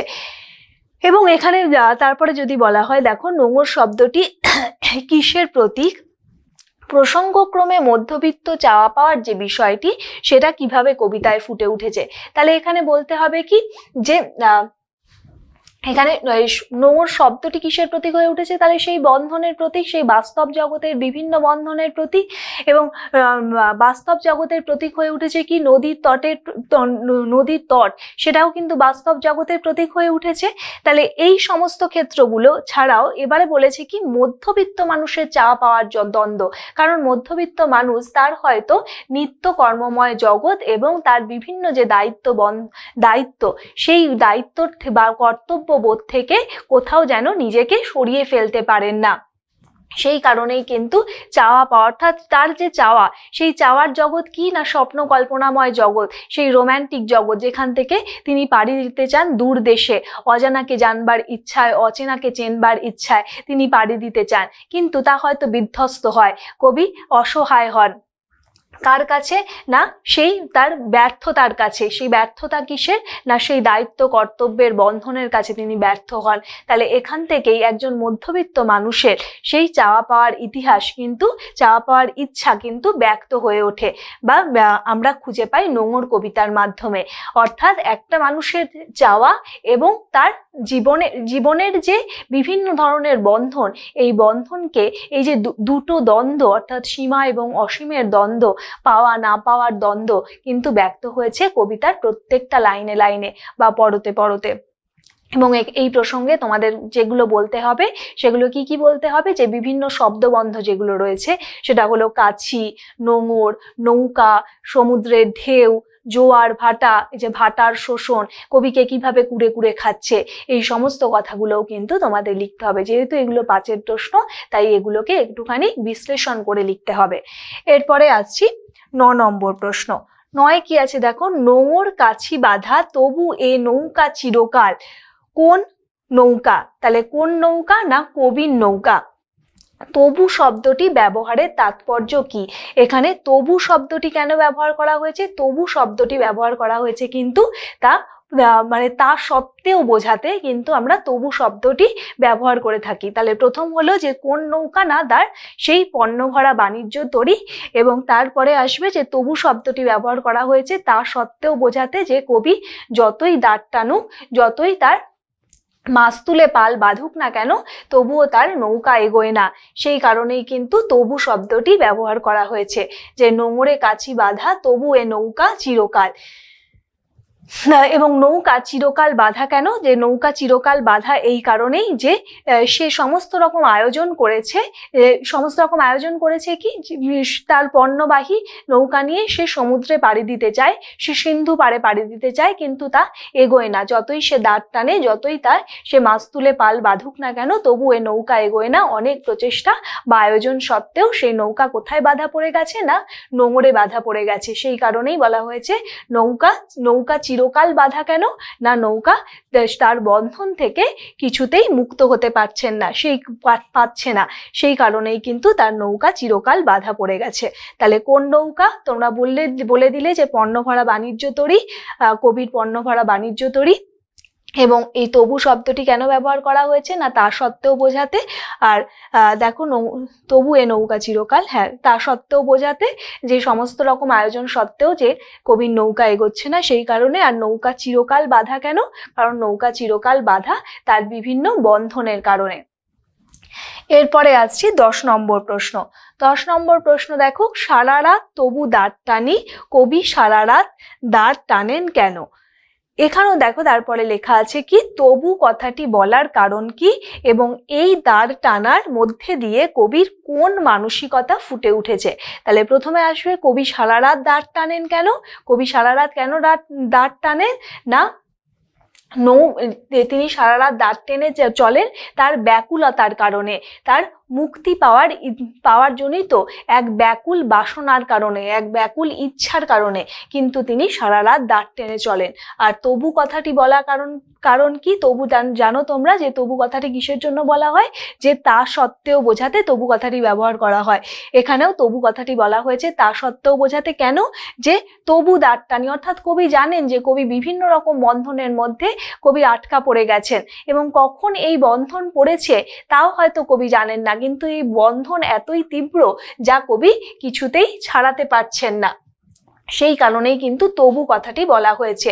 তাহলে এই দাঁড় টানার মধ্যে দিয়ে কবির কোন মানসিকতা খুঁজে পাওয়া যায়? এই মানসিকতার এই যে শব্দবন্ধ, এই দাঁড় টানার মধ্যে দিয়ে কবির যে মানসিকতা ফুটে ওঠে তা হলো যে কবির মন আসলে কোথাও যেন সত্যকে মানতে চায় না, অর্থাৎ যে কঠিন সত্য সেটা জানা সত্ত্বেও কবি তাকে মানতে চান না। কবির মন ব্যাকুল হয়ে ওঠে সেই দূর দেশে তার নৌকা নিয়ে, তার তরী নিয়ে পাড়ি দেওয়ার জন্য তার মন এতটাই ব্যাকুল হয়ে ওঠে যে কঠিন বাস্তবকে তিনি দেখতেও চান না এবং মানতেও চান না। সেই কারণেই কিন্তু তিনি সারা রাত অবিরাম দাঁড় টেনে চলেন। তাহলে এভাবেই তোমাদের এই ধরনের যে প্রশ্নগুলো, রচনাধর্মী প্রশ্নগুলো, সেগুলো লিখতে হবে এবং তার সঙ্গে কবিতার লাইন তুলবে। কবিতার লাইন তুলে অন্যান্য যে অনুষঙ্গগুলো ব্যবহার করা হয়েছে সেই অনুষঙ্গগুলো কিন্তু ফুটিয়ে তুলবে। তবে গিয়েই 5 নম্বরের প্রশ্নগুলোতে তোমরা ভালো নাম্বার ক্যারি করতে পারবে। তাহলে এখানেই শেষ হলো আমাদের নোঙর কবিতার ওপর সব ধরনের প্রশ্নের আলোচনা। অবশ্যই নোঙরটা খুব ভালো করে পড়বে। আমাদের দেখা হচ্ছে পরবর্তী বাংলা ক্লাস নিয়ে। ততদিন খুব ভালো থাকো আর টিউটোপিয়ার সঙ্গে থাকো।